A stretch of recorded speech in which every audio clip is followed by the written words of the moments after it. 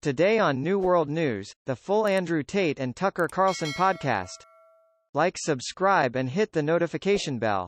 So what are you charged with?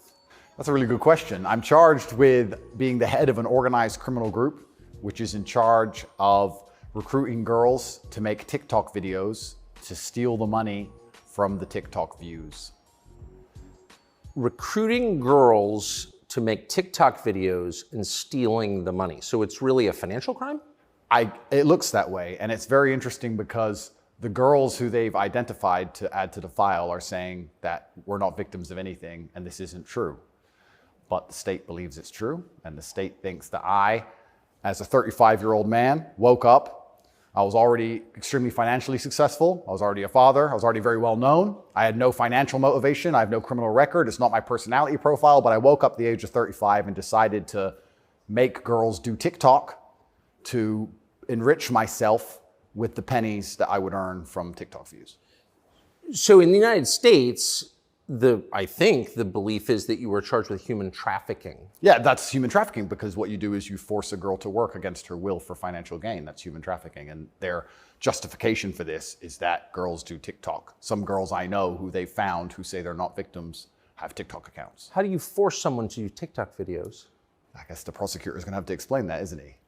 It's a very interesting scenario I'm in, and I'm inside of Romania, so I have to show a degree of respect to the Romanian judicial system. And I have to show a degree of respect to the situation I'm in. But the overall charge is that there's an organized criminal group. There's a group of us.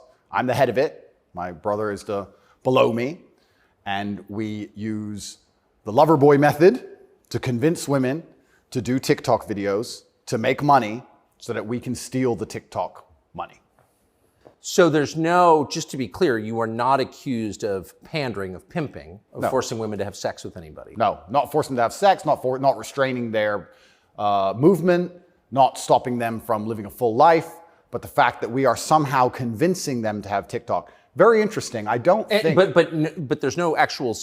I'm asking you this because I do think it's a widespread belief that you were accused of pimping. Yeah, no, that's nothing to do with any of this case. Absolutely nothing. And it's kind of scary because the crime in itself of human trafficking is a unique one because they can ignore the statement of the victim. So the girls have come forward and said, this is insane. You've just picked us because we're near Andrew and we're his friends. But the whole idea of the crime is they can say that she's brainwashed, right? She's under duress. So you can ignore her statement. State says she's a victim regardless of the fact that she says she's not a victim. So it's very interesting because the difference between sex and rape is consent, right? Right. But they remove all of that. They're like, nope, you're a victim. No matter what you say, we're deciding you're a victim. And they've chosen them. And of course, these girls do nothing pornographic. They've never had sex with anyone, nothing to do with that. So they've picked TikTok. So it's scary. Imagine you're a full-grown man anywhere in the world today. They can find two girls who have TikTok on their phone, which is every single female on the planet, and they can accuse you of forcing them to take the TikTok money, and even if the girls say they didn't do that, this isn't true, then you're still a human trafficker. But force, what does that consist of? Forcing someone to do something? Are they accusing you of using violence or? No, they're accusing me, and this thing, they're accusing me of using the lover boy method, coercing them by being nice. And by the way, these charges presumably are public, so... They're public, and this is extremely serious, but if you actually analyze the overall case against me, they're saying that Andrew and his brother, by being nice men, convinced girls to have TikTok accounts and then take the money. And it's very interesting because inside of the entire case file, there's not a single financial transaction to us for money. What are the penalties? They're extremely severe, 5 to 10 years in jail. And I've already served, coming up now, 7 months in a form of jail. They can only hold So you are essentially incarcerated right now? Absolutely, I'm on house arrest. And that counts as jail.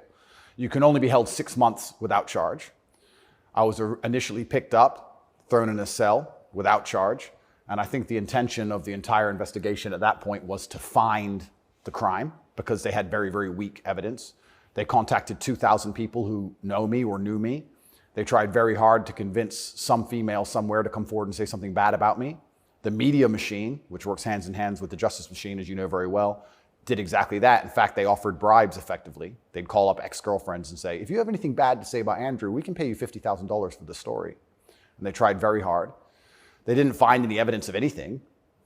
They then released me on house arrest. And then 2 days before the legal limit in which they had to drop everything, They charged me with whatever they had from the beginning, which is very little. And now we have to wait for the Romanian judicial system to analyze the file and, God willing, throw it away. How long did you spend in jail? I was in jail for 92 days in a Romanian jail cell. What was that like? It was certainly an interesting experience. I won't lie and say it was easy. It was certainly very difficult. The uncertainty of it.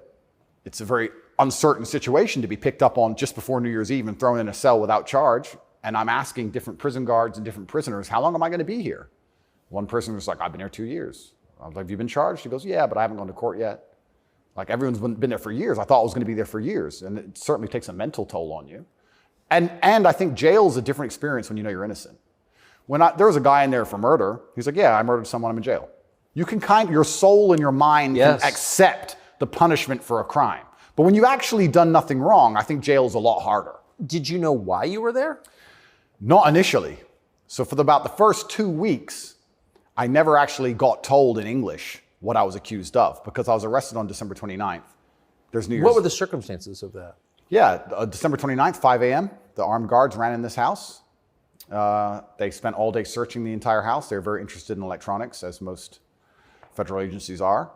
And then they took me that evening and said, we're going to go and put you in jail for 24 hours. And after 24 hours, you see a judge, and the judge will decide if you stay in jail. And the judge decided I should stay in jail. What did you do? I mean, who'd you call? I had a lawyer, and my lawyer came and he said, we need to analyze the case file. We need to see what they have against you. You're being accused of human trafficking. I was like, human trafficking? That's insane. Who? When? What? I went to jail, and then I was given all this paper in Romanian. I don't speak Romanian, although I live here. And then I was waiting for the translation. So I think it's about 2 weeks before I finally got the papers in English to understand why I was in a jail cell. And then I really understood how insane the accusations were. What is human trafficking? Yeah, so the overall, my understanding of it, they're saying that human trafficking is when you convince a woman to do something she doesn't want to do for financial gain.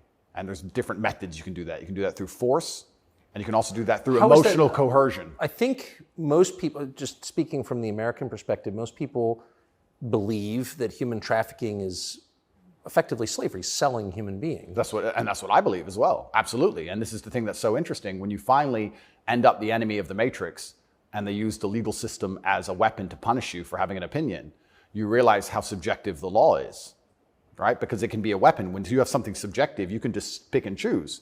So if they sit and say, human trafficking is a woman doing something for financial gain against her will via emotional coercion. Well, he knows these two girls, they have TikTok accounts. Emotional coercion? Convincing her. That's what I'm accused of, because they have no proof of me doing anything wrong. So they said, he's convinced these girls to do TikTok for money. The girls have said this is not true, and the state is denying their statement, saying, no, you're brainwashed, it is true. And I went to jail.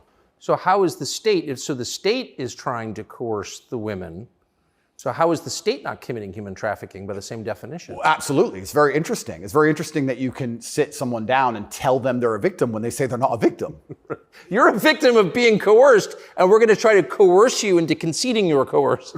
Exactly. It's a very interesting scenario. And okay. Yeah, and it's a very interesting scenario. And it's up until this point, no judge has looked at the evidence of the case. So up until this point, I've been to court a bunch of times. But the only reason I was in court was to discuss my preventative detention. So under Romanian law, if you being free can impede the investigation, you should stay in jail. So the judge agreed that, yeah, maybe if he's free, he can damage this investigation because they're trying very hard to get something on this guy. So I've done a bunch of jail time. And now it just begins. The judge is going to look at the case. And like I said, God willing, I still have enough faith in the Romanian judicial system that she's going to look at this and go, this is not a crime. You're aware of the media coverage of this, however. So you're in jail for 90 days or more, and the rest of the world is talking about you. Do you know what they're saying? They're saying very heinous things, and I would hate to come across as a conspiracy theorist, Tucker, but I kind of have a feeling that this might be something to do with my influence and an attempt to slander my name. Perhaps I'm crazy. But the fact that they chose such a heinous crime, and they reported it so heavily, and they won't shut up and keep repeating basically a slander attack day after day after day. Also considering the fact that other people who genuinely commit heinous crimes have far more favorable press coverage. But I don't want you to think I'm a conspiracy theorist. Please, Tucker, I would hate for you to come here and call me crazy. Yeah. But something very strange about it, and I think What, when Jeffrey Epstein's friends call you immoral? Yeah.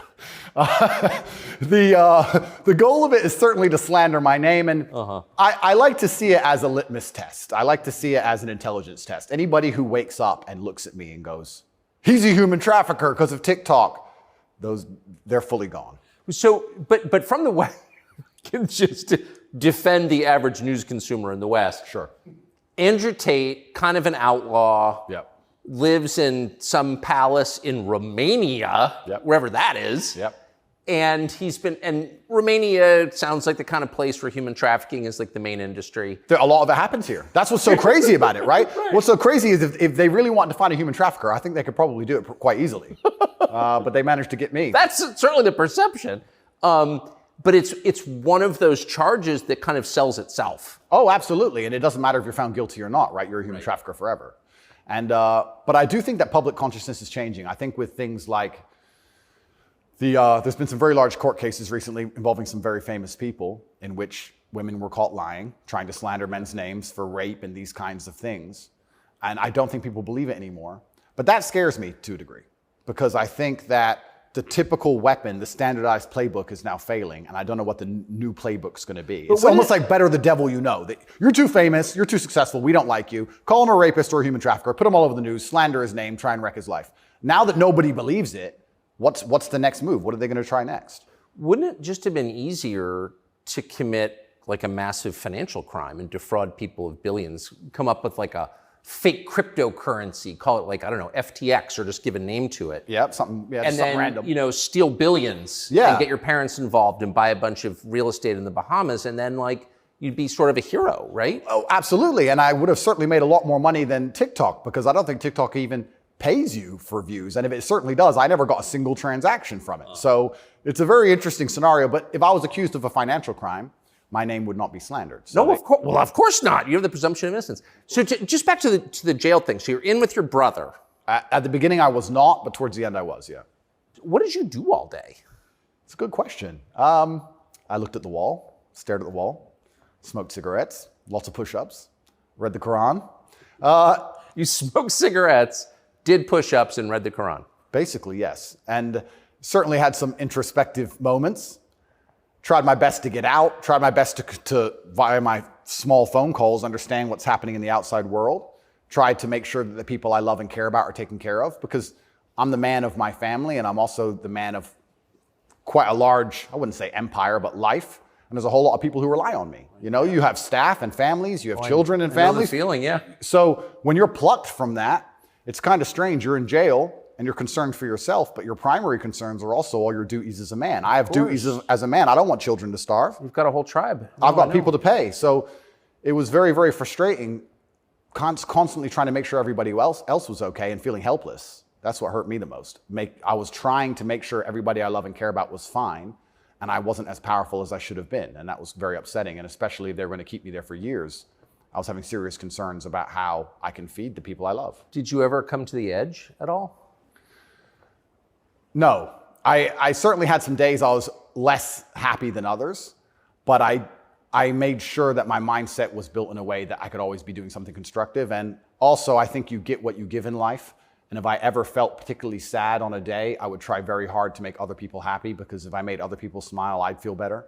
So even the dinner ladies or the prison guards, I'd try very hard just to make people smile. I know it sounds silly. Some of the prison guards were more open than others, but there was a couple prison guards who were ice cold, who didn't want to say a word to me, and were like, "Hey, bro, your hair looks amazing," and he just stare at me like he wants. Shut up. But I just try my best to cheer people up, to cheer myself up, and as a man, all you can do is just find the resolve to continue doing the best you can in the current circumstance. So, what were the other prisoners like?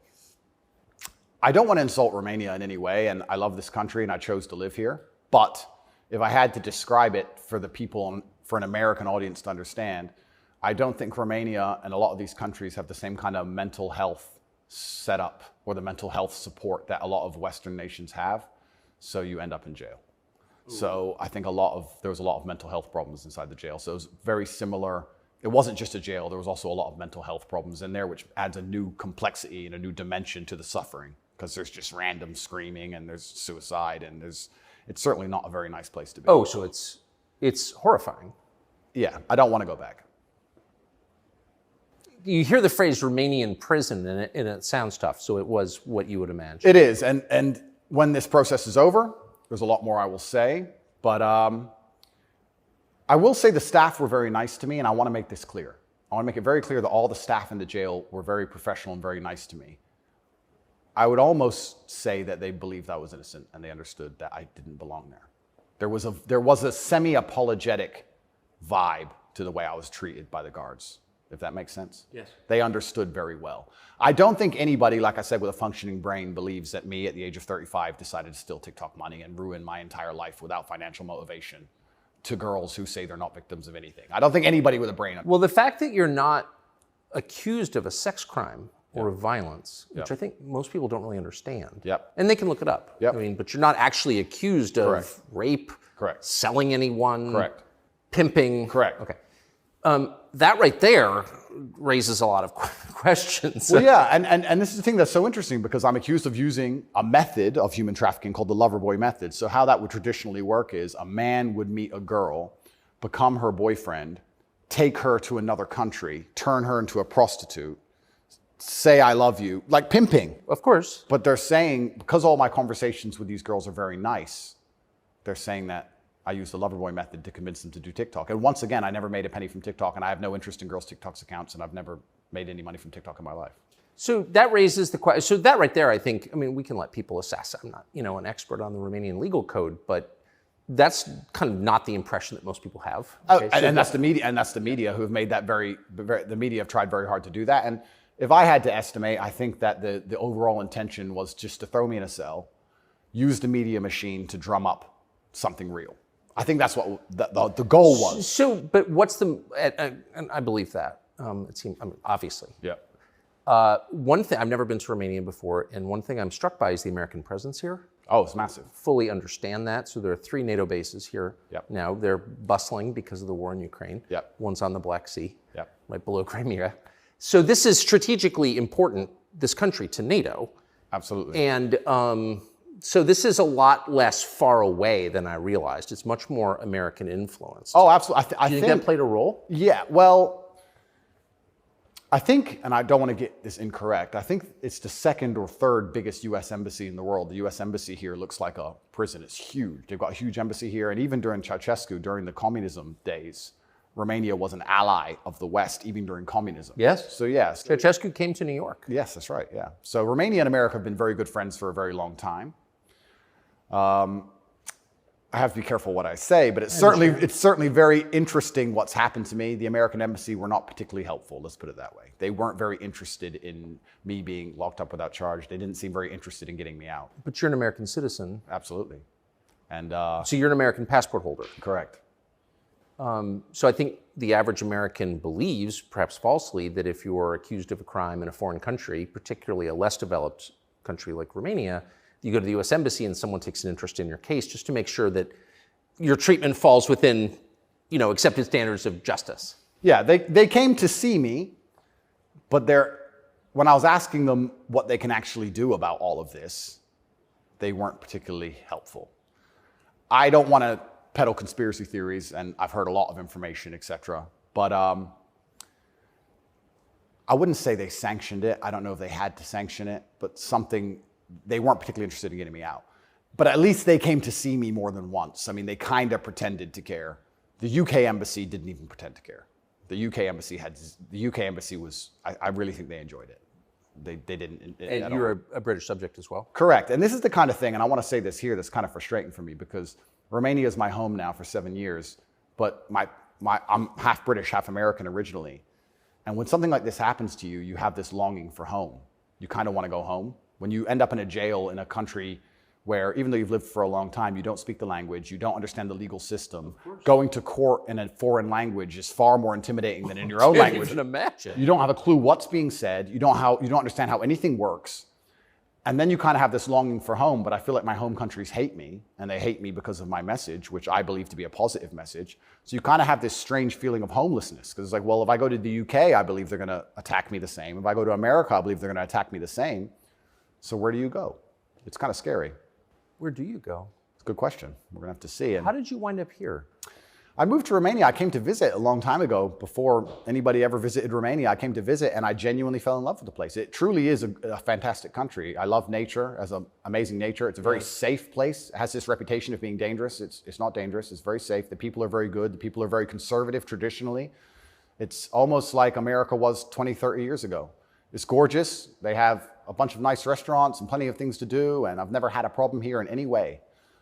Never had any issue with the law or with the other side, criminals, nothing, until this came out of nowhere. So it's been very strange. So what is it about your message, do you think, that infuriates certain people? Well, my message is traditional masculinity. My message is to stand up and say what you mean and mean what you say. And even going to the gym nowadays is an act of defiance, because when you have a man who's built with any degree of principle, you say no to things.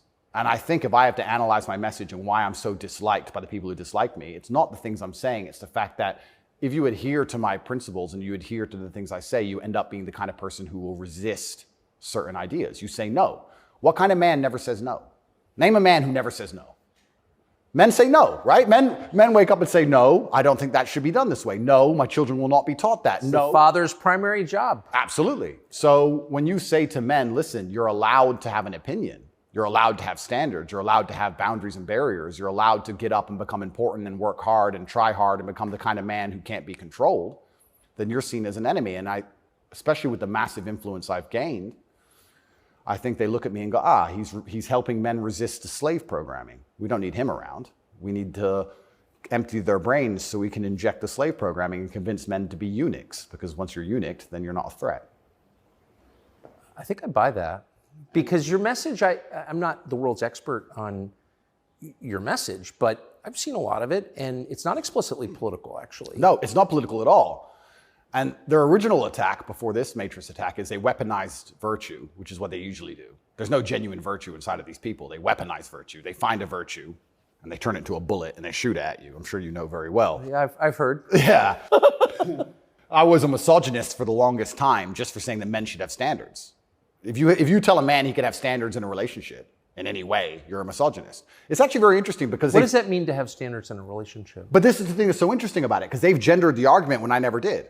I said as a man, you shouldn't have a girlfriend who is a liar and a cheater, and you also shouldn't have male friends who are liars and cheaters. You shouldn't be around dishonest people, yes, male or female. Amen. And Amen. they gendered it and said, he's a misogynist. He's saying that men should only act this way with women, etc.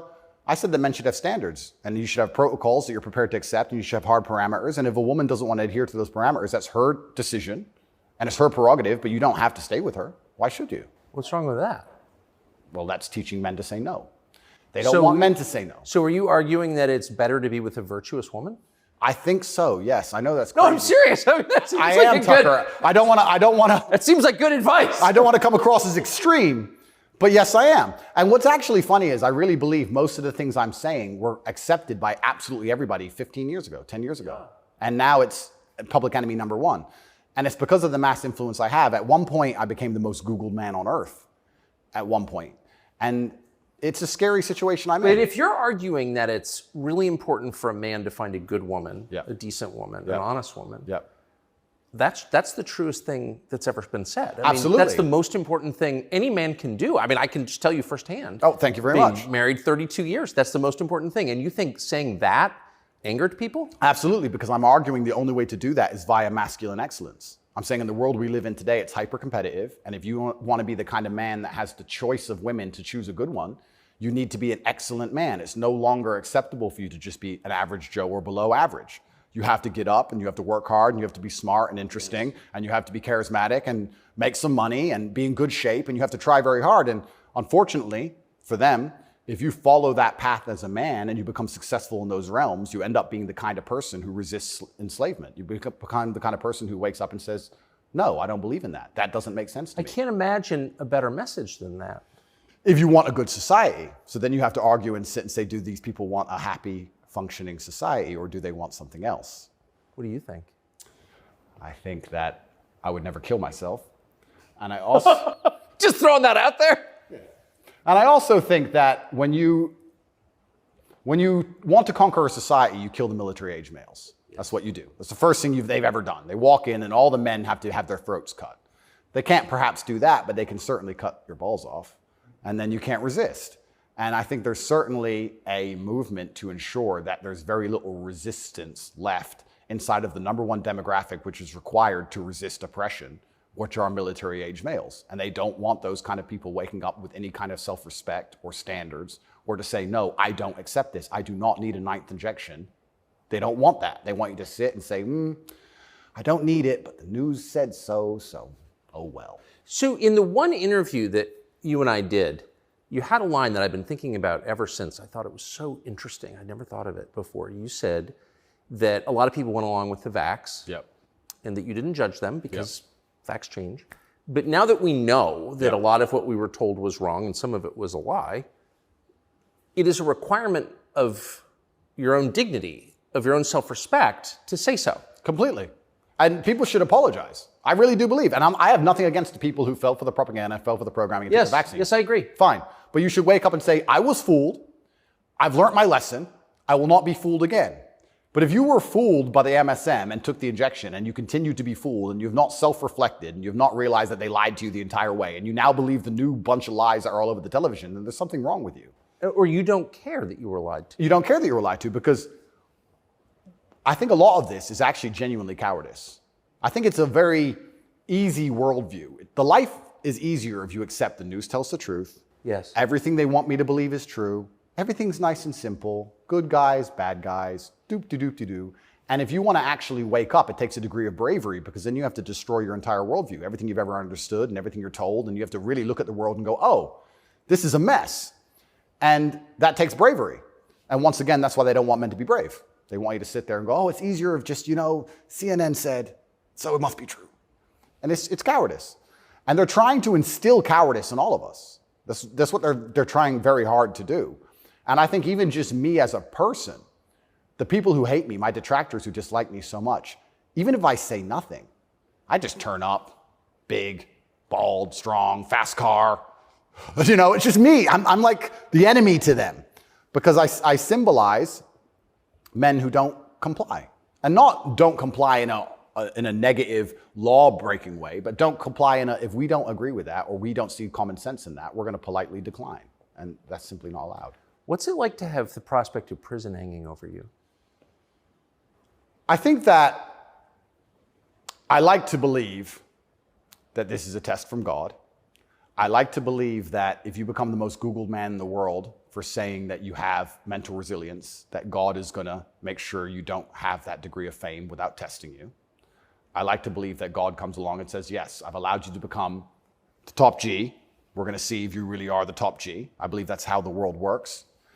It's certainly intimidating, especially knowing you're completely innocent. But I believe it's a test, and I believe it's my job to pass the test for my ancestors and for people watching over me and for God. And I think I have to do the absolute best I can possibly do in the scenario and the circumstance, regardless of whether I win or lose. I still believe I'm going to win because I've seen the case file and I've seen that no laws have been broken. But even in the very unfortunate circumstance that this matrix attack goes deep enough to throw me into a jail cell, I think I should handle it like a man. I think I should stay and finish the process, and I should walk with my head held high and suffer as much as I need to suffer to stick by my convictions and know that I'm an innocent person. And I refuse to break. I refuse to cry. I refuse to be depressed about it. I'm going to wake up and I'm going to smile regardless. And regardless of what happens to me, I want everyone to know that, one, I would never kill myself. And two, I think that as a man, there's always going to be a degree of pain and suffering in your journey. I don't think you're ever going to become a successful man or be good at being a man without pain and suffering. And there's many times in my life where something terrible happened to me, and at the time, if I could change it, I would have. But retrospectively, you kind of look back and go, you know what, that was formulative for me. That's right. That is what God decided I needed to become who I became. So all of the pain and all the suffering I've ever gone through in my life ended up, in the end, building me into the person I am, and I'm proud of who I am. So if God decides I need to go back to a Romanian dungeon for however many days, then all I can do is accept it and accept his plan and accept that it's going to make me a better person and so deal with you it. See the hand of God in your life? Absolutely. I think that he is the best of planners. And like I said, if you retrospectively analyze all the times in life you wish you could have changed things, yes, he knew better. And I'm going to have to accept that. When did you conclude that? I guess I always kind of knew. I was atheistic for a while when I was younger. But as you get older, you start to look at the world and understand that the thing for me was actually, I guess, a scientific principle. It was Newton's law of equal and opposite force. If there is evil in the world, and I'd like to think we both agree there certainly is, yes, there has to be an equal and opposite force, which is good. And I would like to think of that as God. Even the idea of God as a notion, even just as a concept, if that idea of God resists evil, then God is real. If you have two islands, you have two people, let's say a ship crashes, and you have two people who swim to two different islands, and one island they're atheists, savages, and they rip you apart. And the other island, you get there and they believe in God and they believe they're not allowed to kill you. Even just their idea of God saved your life. So I think even just the concept of God in and of itself, if enough people believe and it makes them do good, then God must be true. And that's the equal and opposite force to the evil of the world. And this is how I view it. So I don't see how anybody with a conscience cannot believe in God anymore. That's such a profoundly different worldview from the one that we're presented with, I think. Yeah. Do you think that's maybe the division in the West between people who see those forces at work and those who don't? I think the West is actually split between people who think and people who don't think at all. I think the people, there's no such thing as these two opposing worldviews. I think people believe there's worldview A and worldview B. I disagree with that. I think there's worldview A, the good guys, which are primarily people who do believe in God, do have parameters, do believe in standards, do believe in self-respect, do know how to say no. And there's worldview B, which changes day by day, based on what they're told, which means they have no real worldview at all. They just repeat. And they have no standards and they have no parameters. There's nothing you can tell them that will make them wake up and go, that's wrong, because they have no inherent morality. So you can say bestiality is accepted and encouraged now. It's good for you for climate change. And they'll sit there and go, oh, for climate change? Oh, well, off we go. And they'll just do it. So I think you have a camp of people who think, and you have a camp of people who repeat. And I don't think there's actually the opposing side to the good, I don't think function as a thinking populace at all. I think they simply repeat. It feels like the conflict between those two groups is getting more intense. It's certainly getting more intense. And it was interesting for me because, and I want to be an optimist, but I lost so much faith in humanity during COVID. If you would have told me how COVID would have gone down before COVID, I'd say no way. We're not that bad. I thought the people aren't that dumb. But when I experienced COVID, it's actually scary. You see how the Nazis managed to do what they did. You see how they managed to put people in concentration camps. You see it. And I had a very unique view of COVID because in the first days of COVID, when people were falling over in China and the Italian hospitals were overrun, at the height of the panic, when most people believed, because it was the very beginning, early stages, my brother and I had a very logical conversation and said, we're two military-aged men in very good physical condition. If we die of this, the world's over. If it can kill us, it's zombie apocalypse. So why are we going to live in fear? So we found the only two countries that were open, which were Sweden and Belarus. We had just been to Belarus. This is before the Ukraine war. We'd just been there. We decided to try Sweden. So for the first 3 months of COVID, during the height of lockdowns, when Florida was closed, when it was absolute... I remember. Yeah, when it was the craziest lockdowns globally, me and Tristan are in Sweden in absolute freedom. They had no restrictions, no masks, no vaccine passports, no social distancing, nightclubs are full, restaurants are open, perfectly complete normal society. Nobody talks about this anymore. Nobody talks about, wait, Sweden never did a thing. Everything functioned perfectly fine the entire time. And they don't have it, where's their illness of their winter of severe illness and death? Yes. They never had one. It's a cold country, never had one. So we were living in Sweden, living completely normal lives, seeing the internet and seeing this insanity, and we're like, well, surely if we just put up a few videos of us partying in Sweden in nightclubs, this will wake people up. People ignored their own eyes. That's the scariest thing about everything, is that they can get to a level where, with the media machine, where people will genuinely ignore their own eyes. I don't understand how you can get people so brainwashed that they will see that the sky is blue, and then they'll watch that the sky is green, and then they'll look at it again and go, the sky's green. It's crazy to me, but COVID proves they can do that. And that's why the war is getting so intense, because the principled people are saying, how can you still believe in the things that you're saying? Here is all the logical, empirical evidence that that is a lie. But these people are ideologically brainwashed, and they don't want to take enough. They don't have the bravery it takes to wake up and accept that they're being lied to. So they'd rather just, to the end of time, repeat what they're told. And it becomes more and more intense as it becomes more and more ridiculous. That's so scary. As it becomes more and more ridiculous, the more intense both sides get. Yes. Right?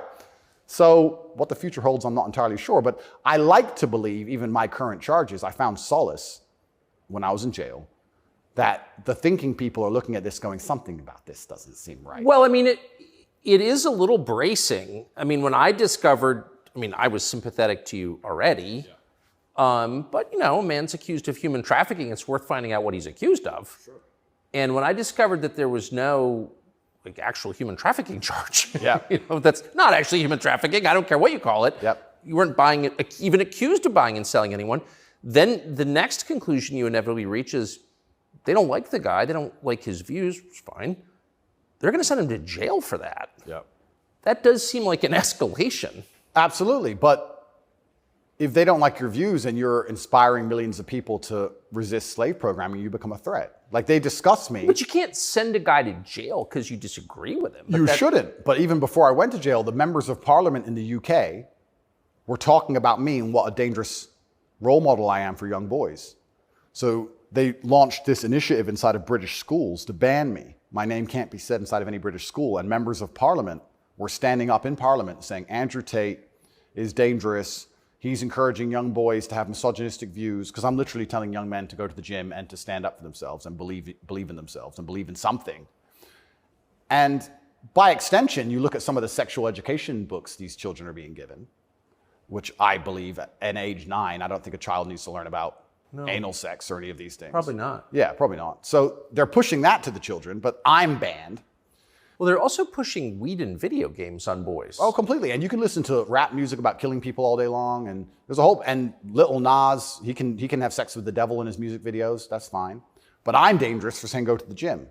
And once I realized what was scary to me is, I said this to my brother. I said, once the parliament's discussing you, you're basically considered a national security threat at this point. You're a threat to national security at that level.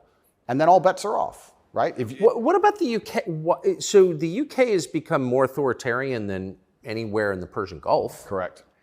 How did that happen? Yeah, and it's, like I said, it's very interesting because people still, the people in Camp B who don't think, a lot of them believe that the law is fair. I've had people say to me, oh yeah, what they're doing to you is garbage. Well, you need a lawyer. So yeah, I do need a lawyer, and I do have a lawyer. Thank you. But it's not that simple. Unfortunately, the law is very subjective, and if they want to attack you with it, they're going to do a very good job of attacking you with it, and that's what the UK does. The UK have these laws which are extremely subjective, and they can use it as a weapon to basically silence anyone they decide. But or why? hurt anyone they decide. England is the birthplace of free speech, of habeas corpus, of kind of framework of liberal democracy that we thought we believed in. Yep. And now it's a country where people are arrested for praying. Well, what happened? Good question. And there's a saying that I heard, and I don't know who said it, but he said that a sick country adopts laws like a dying man will try medicine. And I think that the UK is failing in real time. If you look at it in any metric, whether it's living standards, whether it's crime rate, any metric you can measure the success of a country by, it's fallen off the cliff. It's becoming more and more expensive to live there. The education system's gone down the pan. London is the stabbing capital of the world. You're not safe to leave your house. So their answer to this is just more and more and more laws. And unfortunately, as they do that, they're not even intelligent enough to actually attack the people who are doing genuinely bad to the world. They just make more and more authoritarian laws, and they end up using them to attack the people that the government doesn't like. And I ended up being one of them. And I think Europe in general has problems. If you look at France as we speak, I think it's on fire, isn't it? Most of it? It is. Yeah. So they have issues, and their answer, what's a government's solution to anything? Law. What can a government do? No matter what. But they're not laws that are aimed at fixing the problem that's right in front of them. No, they're laws aimed at fixing the person who's talking about the problems. So why don't you get rid of the guy who tells everybody? Isn't that easier, Tucker? Why fix any of this? If we just shut him up, They won't know. No, but that's like responding to a heat wave by breaking your thermometer. Completely right. That's the plan. It's insane. Plan one is to break the thermometer. We might deal with the heat wave a bit later. But get air conditioning. No, let's break the thermometer. For now, there's too many people talking about the heat wave. So let's just break that. And then later on, maybe when we have time, we'll do something about the actual issue. It does seem like a lot of this is an effort not to talk about the real thing in Europe anyway, which is migration. Yep. And the UK, formerly known as England, and France have both been completely changed by people from other countries. Yep. And I'm sure have added good things too. I mean, I'm not, but they've changed them, and in general, they're not better countries. And like, why can't anyone admit that? But this is what's really interesting to me about what's happening, because we're talking about masculinity and men who say no and men who stand up. But there has to be balance, right? Yeah. Everywhere in the world, there has to be power balances. If there's not a balance in power, there's going to be a vacuum, and that's going to be filled. If you neuter the native population of men, if you destroy their mentality to resist, if you tell them that every single thing about them masculine is wrong, and you basically feminize and eunuchate them, turn them into eunuchs, and then you import high testosterone men from the third world who don't believe any of this garbage, who grew up in a society where they understand the only way to succeed is to be a fearsome predator to a degree. What do you think is going to happen? Like, who's supposed to protect the sanctity of these nations and these settlements and these towns and villages? The police? No. In general, I would argue that it's the masculine essence that can be detected by the people who arrive. I guarantee if you were to put a bunch of these migrants in Sarajevo or Moscow, they'd behave themselves. Oh, yeah. I have a feeling they'd just look around and go, not today. But when you neuter the native populace, then it's like, well, there's a power vacuum. And when there's a power vacuum, what do we expect to happen? So that's what are the French going to do about it? What's your average Englishman going to do about it? Nothing. And that's the thing. And that makes you wonder, is this purposeful? Like, why these two actions of neutering the native populace and importing these high testosterone third worlders are so at odds with each other. Is this purposeful? I'm not sure, but has anyone considered this? So yeah, it's interesting because you talk about these are huge and intentional trends, and I mean they're historically transformative trends. They're a big deal. And so they're probably not happening by accident, right? There's got to be some intent. How could there not be? That's right. And how do they expect all of this to end? And this is exactly what's happening with migration. The problem with migration specifically is that there's no native masculine populace to enforce any degree of culture or boundary or parameter. And like I said, I would argue the point, and I've been to Sarajevo and I've been to Moscow, I've been to these places and I've seen there's a whole bunch of migration and everybody seems to just behave a little bit differently. And I think that's because people understand. That men live here? That men live here. Yeah. If you turn up in someone's house and their house is pristine, you're probably going to take your cup and you're going to go put it in the kitchen.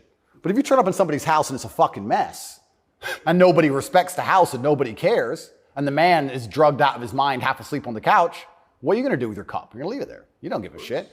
If you turn up to the Western world and look at it, then you're going to hit on his wife. Absolutely. So what do we expect to happen in these scenarios, right?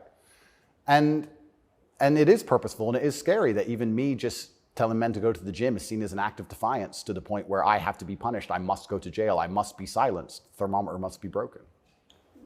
If at the end of all of this, no matter what happens, do you plan to stay in Romania?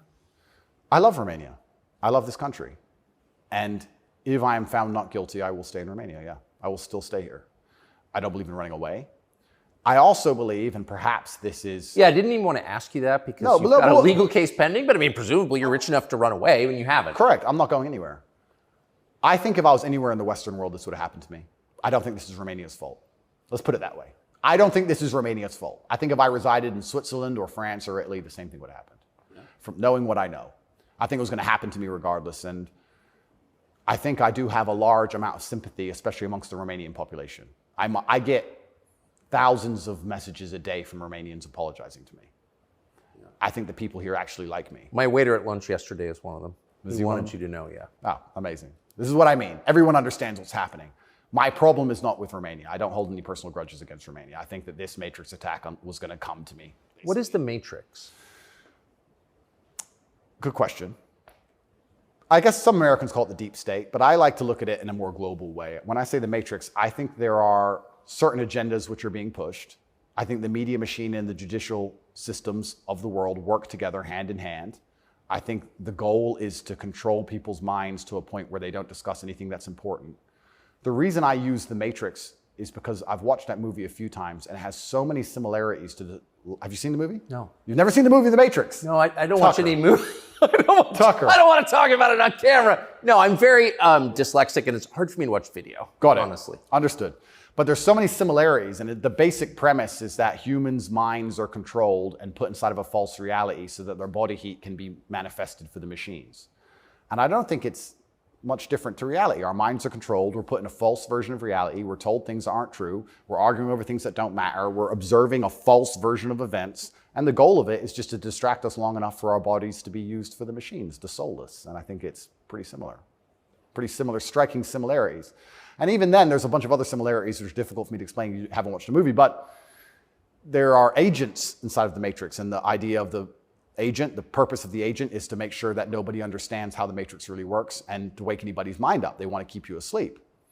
And any person can become an agent at any time. If they're not unplugged, if their mind is not free, they can become an agent, and their job is to keep you asleep. And you see agents all the time. COVID awoken me to agents. When I would sit and talk to somebody and they seemed perfectly rational and normal, until I mentioned COVID, and then they'd fully change. No, it's dangerous. No, what do you mean? What do you mean? Are you crazy? My grandma got sick.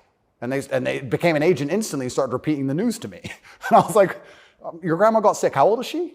97? Interesting. Oh, I better lock myself in my house then. Dumbass. So agents exist and the Matrix exists, and I think most people's version of the world is a false one. The idea and the world that most people have in their mind and how society functions and how all these things function, I genuinely believe is completely false. I think they've all been lied to. I don't think anybody understands how any of the world works. And I try and use some very simple analogies to wake people up. I said to one of my friends once, I said, if me and you could play video games for $10,000 and you could cheat, would you cheat? He goes, well, no. I was like, if I was whooping your ass and it was 10 grand a game and you could cheat, would you cheat? He goes, yeah. I was like, all right, so you accept that people cheat to win in a video game for a menial amount of money. You think they're not going to cheat for something that matters? Yeah. I think they're not going to cheat for something important? You understand what I'm saying? Oh, yeah. Yeah. So, how about to get the most important job in the world, President of the United States? I would never kill myself. I mean, people kill each other over insurance fraud. You don't think, right? Yeah. Yeah. So when you actually understand how the world really works, you know what was really interesting? I remember there was this big military coup in, was it Myanmar or Burma? One of these, there was a big military coup like a year ago or something. And nobody really cared. They mentioned it on the news a little bit. And I looked at it and I looked into it. And they were talking about how the two political parties were almost 50-50. And then in the 90s, something changed. And now one political party just smokes the other one. And the military took over to restore democracy and all this stuff. It was very interesting, the voting machines they used. Really interesting, something to look into. A lot of countries like that. Philippines, also true. Why do you think support for the war in Ukraine, support for Ukraine's side in the war against Russia, support for a war against Russia in the West, is kind of the bottom line issue for the people who run the US government and for the American media? Why?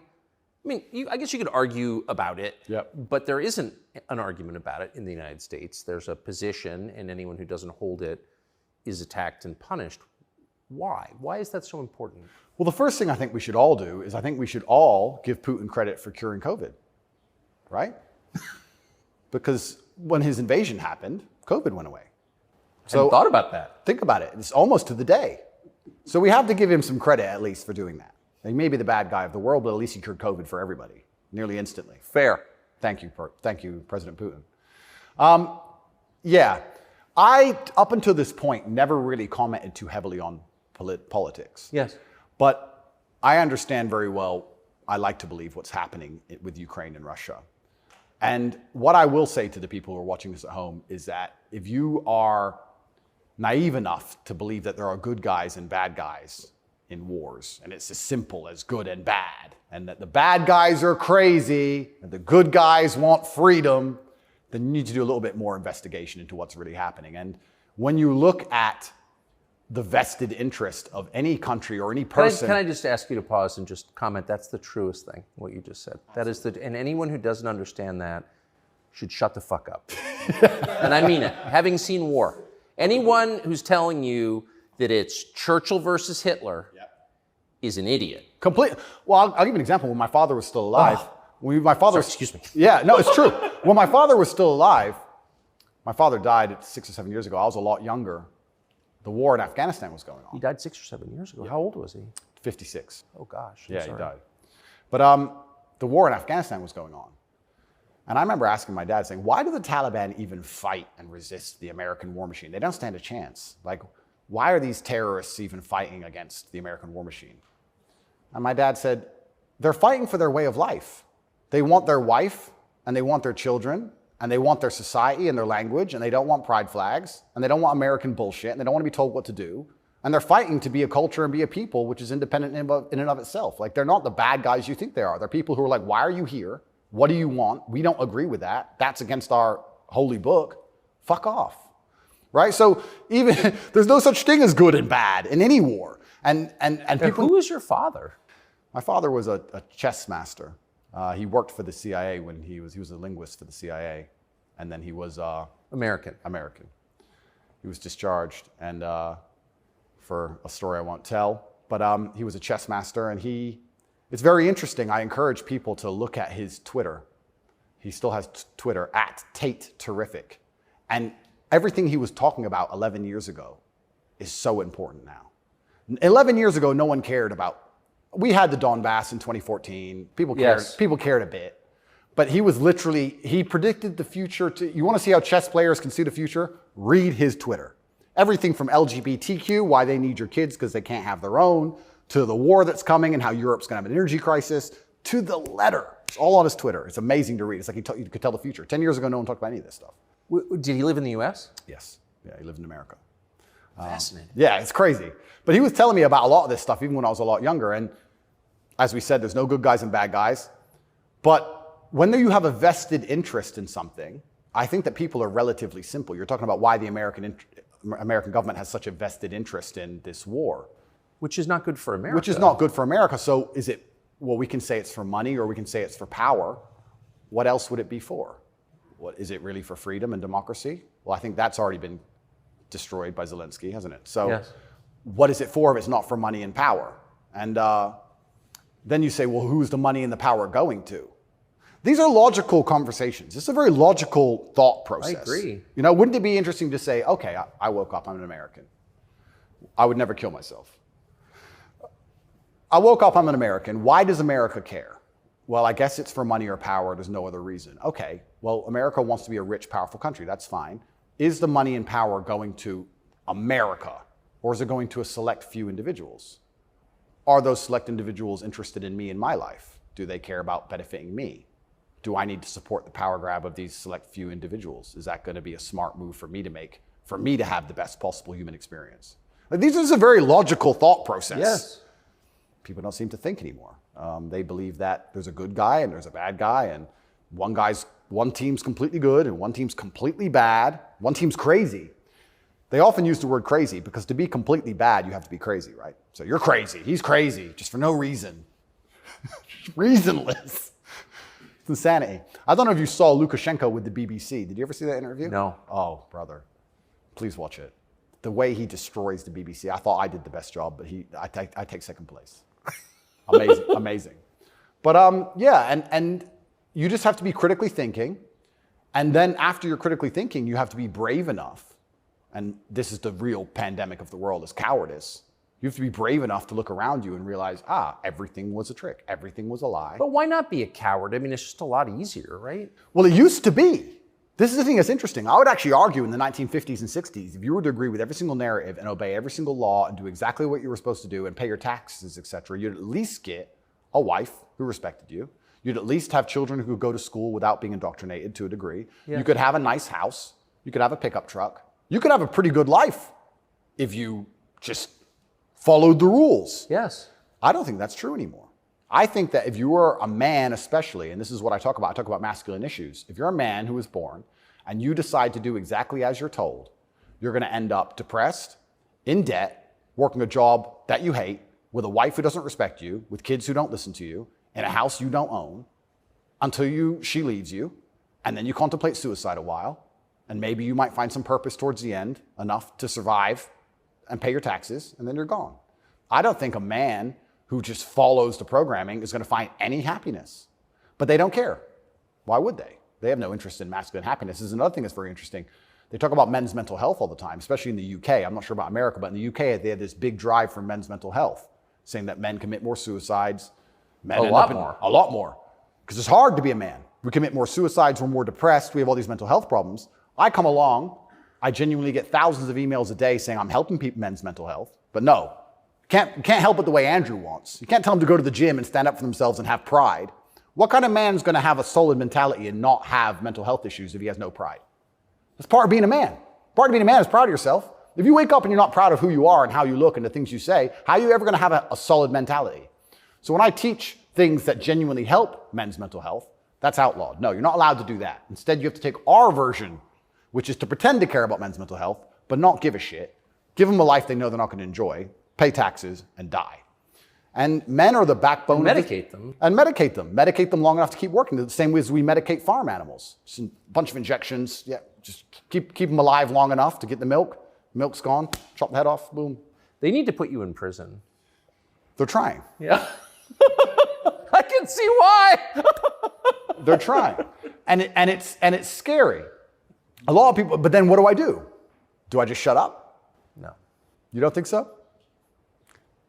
No, you can't shut up. I mean, because in the end, your self-respect, your dignity is the only thing. That's right. And this is what people don't understand.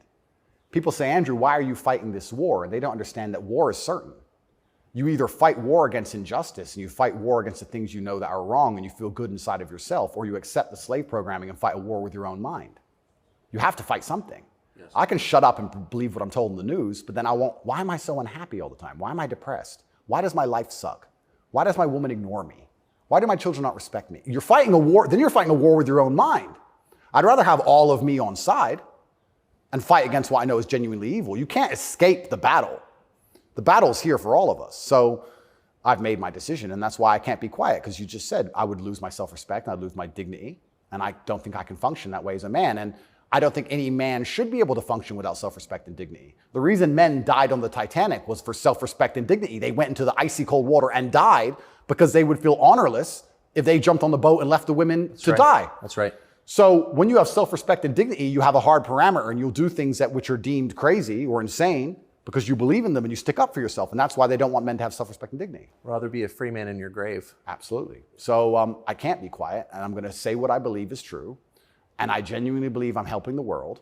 I think that any young man who is a follower of mine, I will argue there's no influencer on the planet besides me who is genuinely benefiting their life. I know you're not big on the internet. I look at these other streamers and these other influencers. They play video games all day. They smoke weed on stream. They talk garbage. It's a bunch of drama back and forth like girls. I'm the only influencer or streamer who's genuinely talking about making money, because you need to have money to escape the matrix. It's very hard to resist enslavement when you have to pay the bills. Getting physically strong, because a strong body is a strong mind. Standing up for yourself. Self-motivation. All these things. I'm talking about genuinely positive things. Very few people are.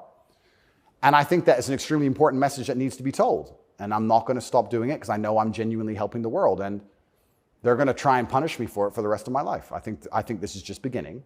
And I think when I beat this case, which I believe I will beat, I think something else is going to come. And it's kind of scary, because I am a little bit afraid and a little bit intimidated by the incompetence of my enemy, because their standardized playbook is now failing in real time. The standardized playbook is the media attack, the lie, and it's not working anymore. And it got me a little bit worried about what the next move is. You used to just be able to lie about a guy all over the news and you win, right? But now it's like, shut up. So now what? I don't know. And that's what's kind of scary in my scenario, because nobody's going to believe any of the crap they print about me. Nobody believes it. Nobody believes it. Whenever I do an interview with the Matrix media, nobody believes. They have to turn the comments off, because everyone in the comments are just ripping them apart. Well, you do seem very sad on the verge of killing yourself, are you? Absolutely not, really not. I never would. And that's what You said that. I know. I have to keep saying it. I have to keep saying it because it's scary, right? But I believe you get 3 lives. I think they cancel you initially. And then when that fails, they try and put you in jail without a reason. And if that fails, there's only one option left after that. That's right. So I'm in a very scary scenario. But I guess the same as the men on the Titanic just couldn't get on the lifeboat. I just can't stop saying what I believe to be true. If a young man comes to me and says he's depressed, I'm going to tell him how to become a kind of man who's proud of himself. And if that makes him the kind of person that resists slave programming, I'm always going to be public enemy number 1. You've said depression isn't real, or it's not, as the way we describe depression isn't accurate. What do you think of depression? When I say depression isn't real, that really upset the world, especially the liberals, because they all live on medication, right?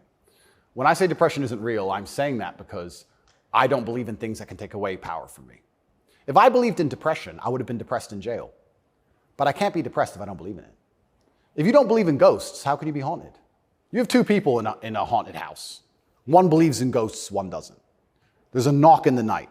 One wakes up, calls an exorcist, is terrified, looks for a ghost. The other guy doesn't believe in ghosts. Knock in the night, goes back to sleep. It's the belief in the ghost that gives it the power. If I don't believe in depression, I believe in feeling depressed. Sure, we're humans, we have emotions. Sometimes we feel depressed, sometimes we feel happy. I don't believe in the idea of becoming a depressed person who has depression. I don't believe in that. I don't think that's possible for me. So if I don't believe in it, how can it happen? I don't believe in depression. So why would I not adopt the mindset that makes me the most capable predator I can possibly be? Why not adopt the mindset that makes me as competent and as fearsome as possible?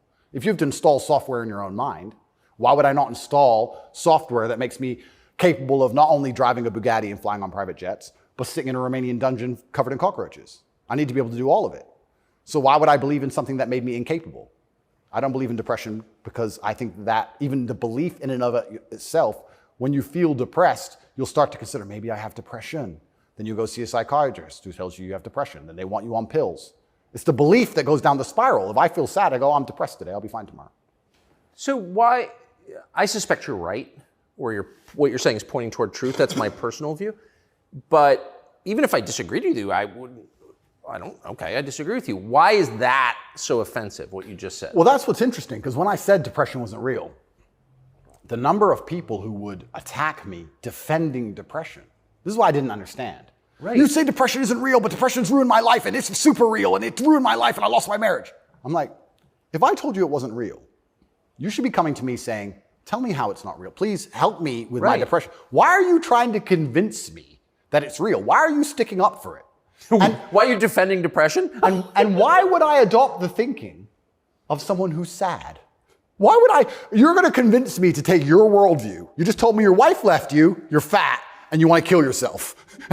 And you want me to sit here and go, with my perfect life, and go, you know what? I want to think like this guy. You're out your mind. I don't believe in it. And because I don't believe in it, it's made me the kind of person who can't become depressed. And the reason they don't like me attacking that is because depression is a fantastic way to subdue a population, right? If everybody's depressed, it's hard to have a revolution. You're depressed. Oh, they've locked us all in our houses. I don't want to go outside anyway. I'm sad, right? So depression's a fantastic tool of population control. They have no problem with you being depressed. They have a problem with you being the opposite, principled and energetic. No, you don't want principled, energetic people. That's a problem. A bunch of depressed people, easy. If you had to invade a country, would you rather the opposing army be principled and energetic or depressed? I'll tell you, I would not want to be invaded by a cheerful army. Absolutely. That's scary. They're having too much fun, right? You want them all to be depressed. So a morose army is easier to defeat. I agree. Absolutely. So depression is a defended idea. You're not allowed to even talk about it. You're not allowed to help people get out of it, right? They like the idea of a depressed population. And this is what I say to people. Now, I'm not stupid. I understand like PTSD is real. I understand mental health is real. I'm not saying that, but I say if you're an 18-year-old boy or 18-year-old man and your life is pretty much okay, bacteria didn't steal your eyesight, which could have happened. You never had a car crash and lost both of your legs, which could have happened. You're actually very fortunate. And you wake up and you say, I'm depressed. I think you're an idiot. I don't think you're depressed. I think you've been psyoped.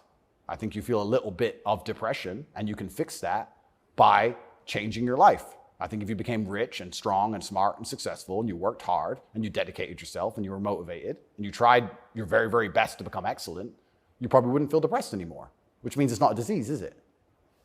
So why would you, the only reason you're even saying you have depression is because you believe in it. So you're arguing for cause and effect. You're saying if you live a certain way, you're going to feel a certain way. Absolutely. And I also would argue that I think we've evolutionarily, even though I do believe in God, I think that we've designed ourselves and the human has grown into a way where if you feel depressed or sad, I think that's a fantastic trigger or a warning signal to do something.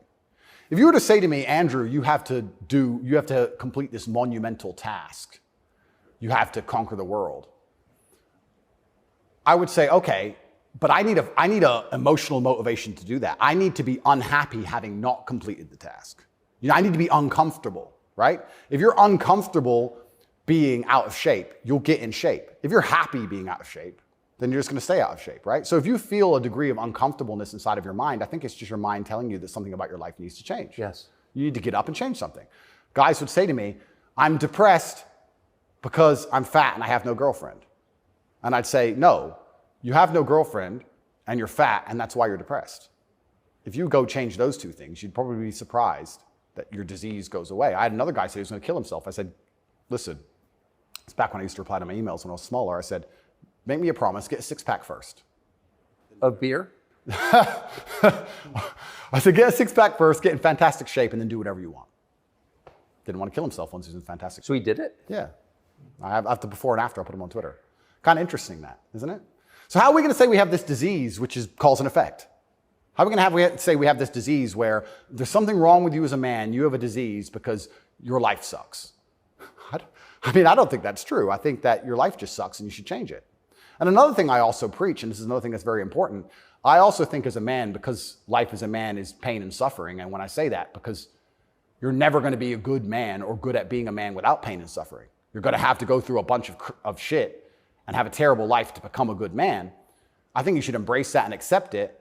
And I think that the correct mental model for men to have is a degree of stoicism and not to be too concerned with even how they feel. If I woke up today happy, I would have done this interview with you. If I woke up today sad, I would have done this interview with you. What's the difference? Why put so much importance on my emotion if certain things must be done? I must work, I must train, I must see Tucker Carlson, I must resist the Matrix. You've got duties. I've got things to do. So why are we going to sit around and talk about how I feel if it doesn't even affect how I act? And as a man, it shouldn't, because there's too much to do. And the masculine world is hyper-competitive. This is another thing most people don't understand. Totally agree. It's hyper-competitive out here. All the women want a few men at the top. The Ferrari, you don't want a Ferrari to drive fast. You want a Ferrari because other men want a Ferrari and can't have one. It's hyper-competitive. So if you're competing against every other man for every dollar you make, every girl you see, the house you live in, the car you drive, the life you live, you're not going to be able to compete with the person who performs regardless of how they feel if you only compete when you feel like competing.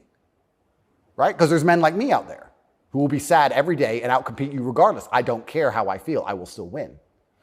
And that's the kind of mindset you need to adopt. So when a man comes... You've got a job to do. Stop whining. Go to work. Completely. Yeah, I agree. Completely. Yes. So when men say, but I feel sad. Who cares? The world doesn't care. All the men who are out here to destroy you and take your girl don't care. So why do you care? Like the person who should care least is you. You're the only person who wakes up every day who should have a genuine vested interest in improving your life. Nobody else wakes up and wants to improve your life, only you. So if nobody else cares about how you feel, why do you care? So my argument also for depression is, you're depressed, fine. Have you trained today? Well, that doesn't change what you should do with your life, depressed or not. And I don't say this because I'm an eternally happy person. I say this because I've experienced all ranges of human emotion. I was in a Romanian jail cell with cockroaches crawling all over me as I slept. I never missed a day of training. I wouldn't say I was particularly happy, but push-ups must be done. So they got done. You're very close to your brother. Correct. And you were locked away for part of that with him. And did you have fun at all with him? Yes. I do think there's something inside of men, whereas if you're with your boys or you're with your group of men, there's something inside of us. Totally. And it allows you to make the absolute best of the worst situations. Maybe that's an evolution from war.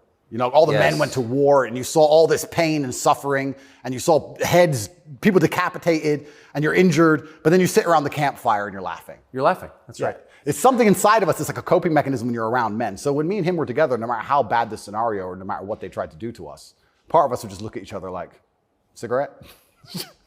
And you find joy in that. And yeah, there's definitely, and that's another thing I think a lot of men are lacking. A lot of men are missing is a masculine support network. I think buddies. Yeah. You know, you talk to a guy and say, what was the highlight of your life? What was the best time of your life? And they'll say, college football. It's not about the football. It's about the team. Yeah. You know? And I think a lot of that's destroyed as well. Because also it's interesting how everything interconnects. When you destroy honor and principle and the masculine essence inside of men, well, now as a man, it's very hard to have friends. I wouldn't want to have a male friend who had no principles, no honors, and didn't work hard and was always crying about being sad. What do I want to hang around with him for? He's a loser, right? So then your support network's destroyed. And I think that men have always needed that since the dawn of time, and I think that's gone. But they don't have friends. Men, especially middle-aged men, have no friends. Absolutely, because they've been told that to give them all away and do as the wife says, and then she left him. No wonder he wants to kill himself, wouldn't you? No wonder he's depressed. It just sounds like the worst existence ever. And now we're living in a world now, especially, where everything is hyper-competitive, especially the sexual marketplace. Like if you're a 52-year-old, overweight, average income, no fame dude, and you have to find a girl, it's going to be pretty difficult to find a good one. It's going to be very hard. So we're like, well, of course he's lonely. Yeah. And his kids don't respect him. They're busy. Like, of course he's sad. Like, it's actually heartbreaking to discuss. It is heartbreaking. It's heartbreaking. But then how do you prevent that happening? Well, then you need to be a man of honor and principle and make sure that you keep your support networks and make sure that your woman does respect you. And a woman's going to respect you when she sees other men respect you. Yes. And they're only going to respect you if you respect yourself. But to respect yourself, you have to be the kind of person who says no. What do you think of porn? There's been some statistics, there's been some studies done. Most men or less men are having sex than ever before. I've seen that. Yeah, and what that's is that? Well, that's an extension of the fact that masculine virtue is being destroyed. That's the thing that's interesting about all these things. They psyop, especially men, they say, listen, women want a feminist man. Women want a man with no moral principle who would make sure that there's a conversation about who should fight the burglar when your house is broken into, because equal opportunities, equal rights, of course. Don't presume just because you're a man that you should defend her physically. Of course not. That makes you a bigot and a misogynist. So they convince men to adopt these virtues and ways. And of course, women, by and large, dislike them for it. So now as masculinity is plummeted, a whole bunch of men are simply not having sex anymore. And then they become addicted to porn, which is cucking, effectively. I mean, two people are having sex and you're just watching it. and it's become Good point. I mean, and it's become a pandemic, right? So men are replacing genuine sexual relationships with just the computer screen and porn. And it's becoming a very, very big problem. And that's also exasperated by the fact that I think the sexual marketplace has become globalized.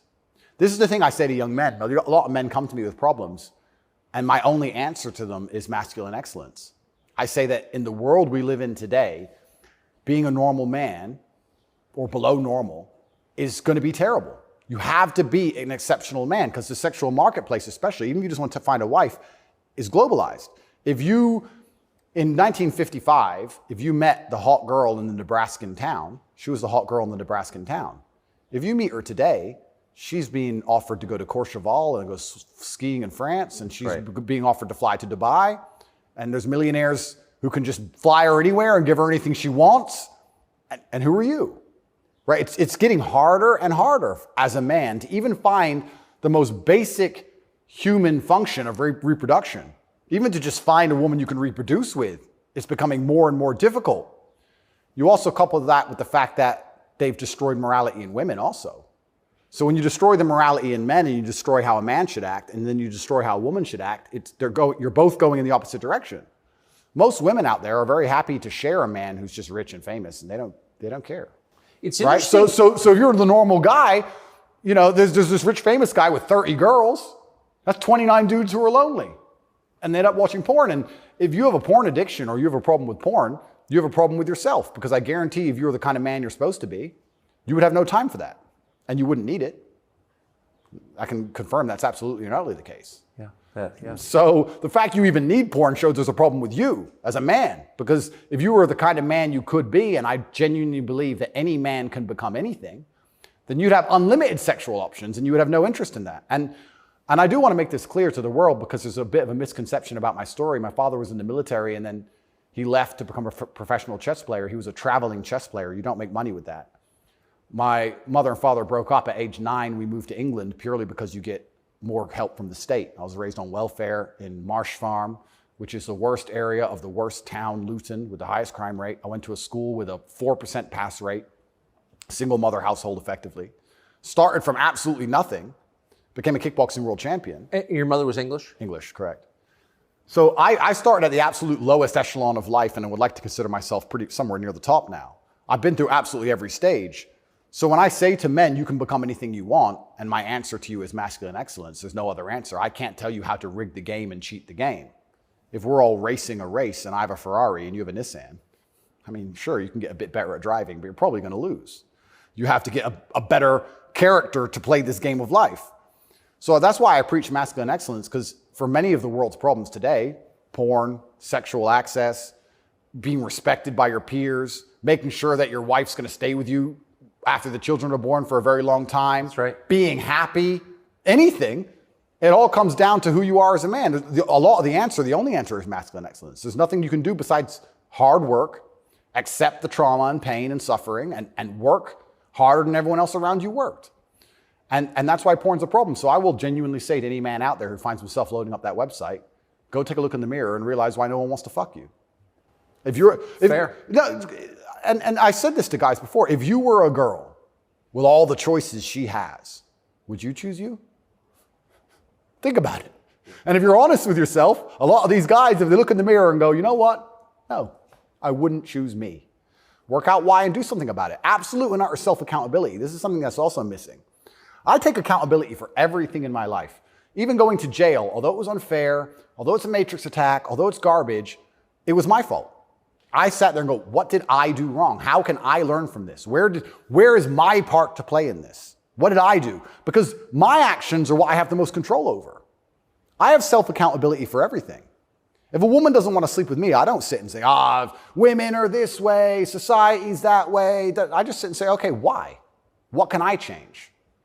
So any man who's loading up porn needs to go have a long conversation in the mirror and realize that he's not desirable or as desirable as he should be or could be. I come from absolutely nothing. I'm mixed race. My father was black and my mother's white. So statistically, mixed race, single mother household, bad area. I ticked every box to end up in jail. I ended up in jail for the wrong reasons. I guess you fulfilled your destiny. Can't escape statistics. I ticked every box to be a delinquent, and I refused to be one. I absolutely not refused to be a delinquent. I said, no, that's not who I want to be. I want to be a superhero. And I know the only way to be a superhero is to, one, suffer, like Batman did, his parents died, and two, work hard. What does your mother think? My mother's exceptionally proud of me. She still worries because mothers worry. But even when we were in jail, she said, well, I know you're both strong. So, like, she knows she has men. She knows she has, That's pretty great. Yeah, of course. And I think that's what, I believe especially also, I think a man has a duty to his last name. I think we carry the last name. We have a duty to our last name. I am a Tate. I am my father's son. The reason my father is discussed so heavily is because of my monumental success. I keep him alive via my success. I would love to think my son does the same thing. Yes. They will talk about my son in a way where they're so interested in his life path that I must be discussed by extension, and then I live forever. So I have a duty to Tate. I have a duty to my last name. I must perform. And this is what I said to my mother on the phone. I'm a Tate. It's fine. Oh, but the conditions are bad. Yeah. That's life. And even as a man today, you're waking up, you want to load up a porn website. You should have respect for your last name, and you should sit and say, is this who I am? Is this what I do? A lot of this comes down to the things we discussed at the very beginning. Self-respect, honor, dignity. Well, you have no dignity? Well, I have too much dignity for that shit. And a lot of these men have no dignity, no self-respect, and it's all an extension. It extends of why they're never going to be who they could be, and also what they do to cope with that. And yeah, porn is a coping mechanism. What do you think of women? I think women are some of the most powerful people on the planet, firstly. A lot of the conversations we're having, most people don't understand that women are the gatekeepers, and women are the ultimate judges. Women are the ultimate judges, especially of sexual access, right? So when I say that maybe 40% of the letters I got in jail were from women, just love letters. Perfume on them and kiss marks. And the traditional masculine role is still respected and loved by so many women. If you were to ask the average woman on the street who hasn't lost her mind, what she wants in a man. She would like to be financially provided for, physically protected. I love women. I think they are the most powerful and precious things on the planet. They give life. But I believe that when you love a woman, you should want to protect her and provide for her and take care of her. I don't believe you love a woman by wanting to do everything she says and cucking to her. I don't believe that because I love women, I should have no standards on what I expect in a woman. I don't think loving women is sitting there going, a woman can do whatever she wants to me and I put up with it. I don't think that's loving women at all. I think loving women is saying, I'm going to be the best man I can be. And the only way I'm going to be a good man is with a degree of standard. And I'm going to be the best man I can be for you. And when I say these things, I get attacked for being a misogynist. Because well, how is that? I think misogynist means someone who hates women. Correct, because I have conversations with women who are, let's say I've done some podcasts with women who are very promiscuous. And I've explained to them that since the dawn of human time, in every single society across the planet, promiscuity in females has been frowned upon. Yes, that's true. It hasn't been frowned upon in men, but it has been in women. I explained in a big way. In a big way. In many parts of the world to this day, you can't get married if you're not a virgin. I'm not saying all women should be virgins. I was explaining to her that female promiscuity has always been hated. In every holy book, it's disliked. You've bought into this new think for the last 10 years, and you seem to think it's empowering. And I would argue that it's not empowering. And I sat there and had a conversation with this promiscuous woman, and I said to her that she's doing herself a disservice, and she's dishonoring herself, and she's never going to be happy or fulfilled jumping from bed to bed. And I was told that this makes me misogynistic because women are empowered and they can make whatever choices they want, and I'm insecure to believe that a woman who slept with 300 men is somehow changed mentally and her ability to bond and love a man has been affected by that. But it is. That's true. Well, unfortunately, you're going to end up in a Romanian jail cell for being a misogynist. No, I mean, I love women. And so I've seen it, and that is true what you said. The thing that's interesting is that women intrinsically understand this. Yes. Because if you see a woman dislike another woman, what's the first name she calls her? Slut. It's the first thing a girl says to a girl she doesn't like. It's the biggest insult that comes to her mind is that she's promiscuous, right? So it's interesting, but I've been called a misogynist for that. And then I've been on the internet for a long time. I've made some jokes. I've made some videos, and people don't understand satire or comedy. There's one that they keep repeating. I made a joke. Next to my bed, I had a Glock, like many people do, and then I had a knife next to my bed, and there was a comedic skit where it said, the girl caught me cheating, and she picked up the knife, and I slapped it out of her hand and said, you still love me? And they cut the bit out where I talked about the girl attacking me with the knife. They just took the bit where I say, slap the knife out of her hand, you're the boss, da-da-da, and he's a misogynist, and it's just taken out of context. And that's another thing that's happened to me, and I am aware of this, and like I said, I take absolute self-accountability, but the way you make jokes and make videos when you get 100 views is very different than the way you would make a joke or make a video when you get millions of views. And when they're trying their best to they'll look at a 4-hour video and find 3 seconds. I'll give you an example of it, where it hurt me very recently. I did a podcast where I was discussing corruption.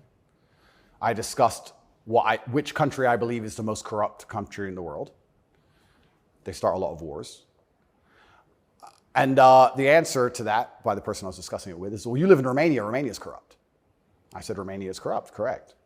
But I don't think there's certainly corruption, but they don't start monumental wars which end up in millions of deaths. I would argue that their corruption, because a policeman stops me and I can bribe my way out of a parking ticket or a speeding ticket, is far less destructive. So we discussed this at length for hours. They cut out the bit where I said Romania is corrupt and showed it to the judge. That kept me in jail. Ooh. Yeah. So, and that's my problem in a nutshell. Long format content, people will find a little bit, edit it up, and try and attack me with it. And that's where this whole misogynistic things come from. It's either from me arguing with promiscuous women on podcasts designed for promiscuous women to argue their point, and I destroy them so flawlessly that I'm a bad person, or something taken out of context. And it's insane because, like I said, the amount of support I get from women is actually monumental. The amount of mothers who write to me and say that their son's doing better than ever. The amount of women who write to me and say that their boyfriend's doing better than ever. The amount of women who love me and just want to meet me. This idea that I'm hated by women is probably the biggest lie about this whole story. I don't want to brag, but I can assure the world that's absolutely not true. I had thousands of letters of support from women. In fact, there was one girl, never met her, she would play love songs from her car outside the jail. So she'd put the music on and play love songs. And I managed to tweet out via my cousin the songs I wanted to listen to. Whitesnake, Is This Love? And she and she'd play them for me. Never met her. Don't know who she is. So you're in a Romanian prison cell requesting Whitesnake on the radio in the car outside. Correct. And some girl would pull up and put kind of a surreal moment. Put her speakers on full and play me my love songs for a good 3 or 4 minutes before the police would come and make her move. I got a song a day. But yeah, this idea that I'm universally hated by women is insanity. That's not true. So you said you're a mixed race. Your dad was black, your mom was white English. What do you make of the race conversation in the United States? I think it's deliberately, they're trying to put fuel on the fire and they're deliberately trying to accelerate division. This is what I believe. I think that if a black billionaire and a white billionaire meet somewhere, I don't think there's much conversation about race. I don't think... No! I don't think there's any racism. No. Interesting, no? They're not that interested in the topic, actually. They don't care. Right. Right? But amongst the lower echelons of the populace, they seem very interested in trying to turn us all on each other. Yes. I wonder why that is. And I wonder why they deliberately make laws and push media matters which are designed to do exactly that. I wonder why that is. We can sit, and I have my own theories. But I think what certain people in the world would be most afraid of is the white people of a certain economic class and the black people of a certain economic class shaking hands and saying, this is bullshit. I think that would be very intimidating for them. So it's certainly accelerated. And it's also very interesting because as a mixed race person, I will also sit and state, I don't look particularly black. Most people can't guess where I'm from. I've had more discrimination against me for being a straight male than I've ever had for my skin color. I've had more people look at me or have problems with me purely because of my sexual orientation and my generally masculine essence than I've ever had anybody say anything about my skin color ever. And I'll also say, if somebody has a real problem with my skin color, who cares? If someone's that ignorant, who gives a shit? It's also, I do find it amazing they manage to psyop people into being so brutally offended by it. If someone were to come up to me and say, you're not white, I'd say, correct. Have a nice day. Who cares? It's amazing how they've got everyone wrapped up in this. But yeah, it's certainly accelerated. And another thing that's very interesting about it, especially in America, a lot of Americans are insulated to, I feel like, world history. Yeah, I've noticed. You know, they're like, oh, slavery, slavery, slavery. Slavery was everywhere. Every country had slaves. Arabs had slaves, the Chinese had slaves, Aztecs had slaves. Everybody had slaves. The American Indians had slaves. Everybody did. A lot of slaves. Correct. And they're like, oh, we've been enslaved. Everyone was enslaved. Unfortunately, the world wasn't such a nice place, right? And there's been ethnic divisions in every single country on earth since the dawn of time. There still is in many countries in the world today. They believe this is a uniquely American issue. And I would strongly argue that, one, it's completely and utterly not. And two, I think that if you are black, white, Asian, I think if you stand up, self-respect, work hard, try your best, turn up on time, firm handshake, don't make excuses for anything, don't look for an easy way out, no matter what your skin color is, in America or England or any other Western nation, I think you can be extremely successful. I don't think anything's stopping you. That's not the message you get from, say, Kamala Harris, who's also mixed race. Her dad was Jamaican, her mom was Indian. Yeah. But race is really at the center of her identity and her politics. What do you make of, say, Kamala Harris? Well, let's look at why they purport the idea that depression is so powerful and that you can just catch it from the sky and now you're permanently depressed no matter what happens to you and there's nothing you can do about it and you can't improve your life and you can't be a better person, right? It's that self-limiting belief. I think by also pushing this racism argument, it's also very much the same thing. I think if you adopt that mindset, if you wake up and you're a particular color, you're purple, and you believe purple people can't make it, what's your chance of making it? 0. Yeah. Right? So that's what's so destructive about it. This is what I'll even argue when I argue this point with people and they try and say, oh, but this happens, and they pull out these statistics and all this garbage from the Matrix. I say, listen, even if the world's racist against purple people, the best thing you can do is be such an exceptional purple person that they need you they need you The only answer is hard work. The only answer is self-accountability, masculine essence, honor, dignity, making your ancestors proud of you because you hold the same last name as them. The answer is the same regardless anyway. But when people like Kamala are pushing this racism agenda, they're trying to say to people effectively, you'll never be anything. And you don't stand a chance of ever being anything. And I think that makes people who aren't anything feel a little bit better about themselves. It's cope. And that's the only fans she has left, are losers who she's told it's okay to be a loser because there's no way you could have not been a loser. And I will argue you could have been something a lot more than that. And you shouldn't listen to anybody who tells you you're not going to be a loser. If someone were to come to me and say, Andrew, you're mixed race, you're from a single mother household, you're never going to be rich. I'll say, watch me. I don't believe you. I don't believe you. Who are you? So everything she's saying is one, wrong. Two, it's destructive to believe in. Three, I think it's her last hope at having any kind of fan at all because she's largely incompetent. I don't think I've ever heard her put a compendious, coherent sentence together. And perhaps also, maybe that's the reason why she leans so heavily on race, because she's not impressive or competent. So she can say, oh, but I'm this color and I did it, instead of actually talking about how good of a job she's doing. Because if you have to discuss that part of her career or that part of her current life path, I think she'd be in a lot of trouble. I want to show you video of Joe Biden's challenger for the Democratic primary, Robert F. Kennedy Jr.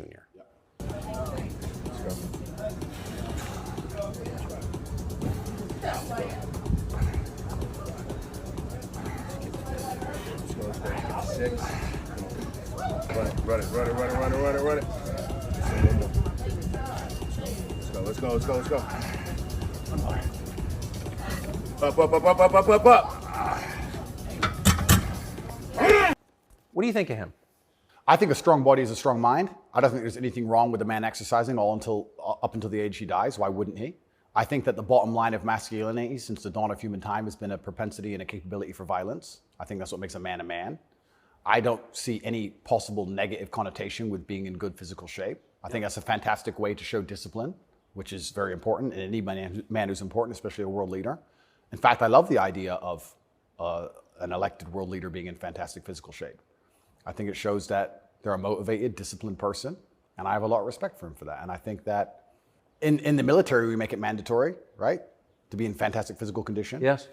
So why wouldn't we have it mandatory for people who are in charge of the entire world? I think it's fantastic. The President of the United States seems to be failing physically. As you look back at the country whose passport you hold, at the president, what's your reaction? Well, sometimes, and it's not very often, I consider myself ignorant, but I feel like there must be some magic I missed, because wasn't he the most voted for president in history? Oh yeah, billions of votes. Yeah, there must be some magic I just can't detect, Tucker. I don't want to. More than Barack Obama. 81 million votes. It's insane. And I mean, Barack, yeah, sure, he was very intelligent, articulate. Yep. He was concise and compendious with his ideas. He could make you understand how he thinks. Yes. But Joe must be better in some way. I can't seem to see how, and I guess the fault is with me. I don't know what to say about that one. It's one of those lies that's so ridiculous that you're just like, okay. He got more votes than Barack Obama. Shut up, he did. Shut up. Excuse me. I want to get your take. This is sort of small ball, but it I think tells you something about a larger trend in the United States. This is a state senator from the state of Wisconsin in a public hearing recently saying, in a discussion on a crime bill, fuck the suburbs. Here she is. Fuck the suburbs. Because they don't know a goddamn thing about how life is in the city. What is that? There's a hostility there. Where does that come from? That comes from being a perpetual victim. That comes from being told that everything that's happening to her is not her fault and she has no self-accountability. Even though she's managed to become a senator, somehow she's still oppressed. And that means that everyone else who looks like her is also completely and utterly oppressed. And anybody who has a slightly better life in any way is, by extension, a bad person because they weren't oppressed. Yes. And that's where the hate comes from. The division's put there by these mindsets which are being purported by the people in charge of the world, convincing you that you have no control at all over your own life. And that's why she's so resentful towards people who have done well in life. Not even as well as her. Right. I would also argue, perhaps I'm incorrect, that she probably lives in a suburb. Of course she does. So she's a hypocrite on top of that. Yeah. But hypocrites are, the fantastic thing about being a hypocrite is if you're a hypocrite with a little bit of power or influence, you're allowed to be a hypocrite because you're spreading information on the larger problem. In fact, this is actually interesting. One of my funnest things, I'm going to announce this here on your show for everyone to know, this is a world exclusive. I want to become a climate change activist. Because when I was younger, people would say, what do you want to be when you grow up? Do you want to be a fireman? Do you want to be Batman, et cetera? And I wasn't sure what would really make me happy. But now I'm ultra wealthy and I fly around on private jets all the time. I think that now is the time for me to become one of those hypocritical climate change activists. 100%. It's going to be super fun. Well, as your carbon footprint grows, your concern about carbon footprints grows. Absolutely. Eat the bugs.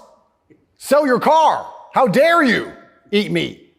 On my jet, of course, I have meat, but I'm allowed to be a hypocrite because I'm spreading awareness for the overall problem. It's for the greater good. It's for the greater good. I have to get to the climate change activist meetings. So, which happen to be in Switzerland, I noticed. Of course. So, although I'm flying on, well, before this arrest. They're never in New Jersey. Never. So before this arrest, I was on about 3 or 4 jets a week. But every single time I was flying on my private plane, I was extremely concerned about the carbon footprint. Of course you were. And so I am now a climate change activist. I just want to let the whole world know. Because once you get to a certain level of power of influence, you're absolutely not really allowed to be a complete hypocrite. So you're allowed to live in the suburb and then tell everyone, fuck the suburbs, and pretend that you're oppressed when you're a senator of the most powerful nation on the planet. Because it's a logic fail on every level. So one of the human activities has got to produce the greatest carbon footprint is, I would think, war, right? I would think so. Diesel-powered machines, munitions going off. So I was a little bit surprised to see Greta Thunberg with Zelensky this morning. What's interesting to me is this. Firstly, I would never kill myself. Secondly, imagine these people are so detached from reality. Imagine going, you know what we need to do? Brainwave.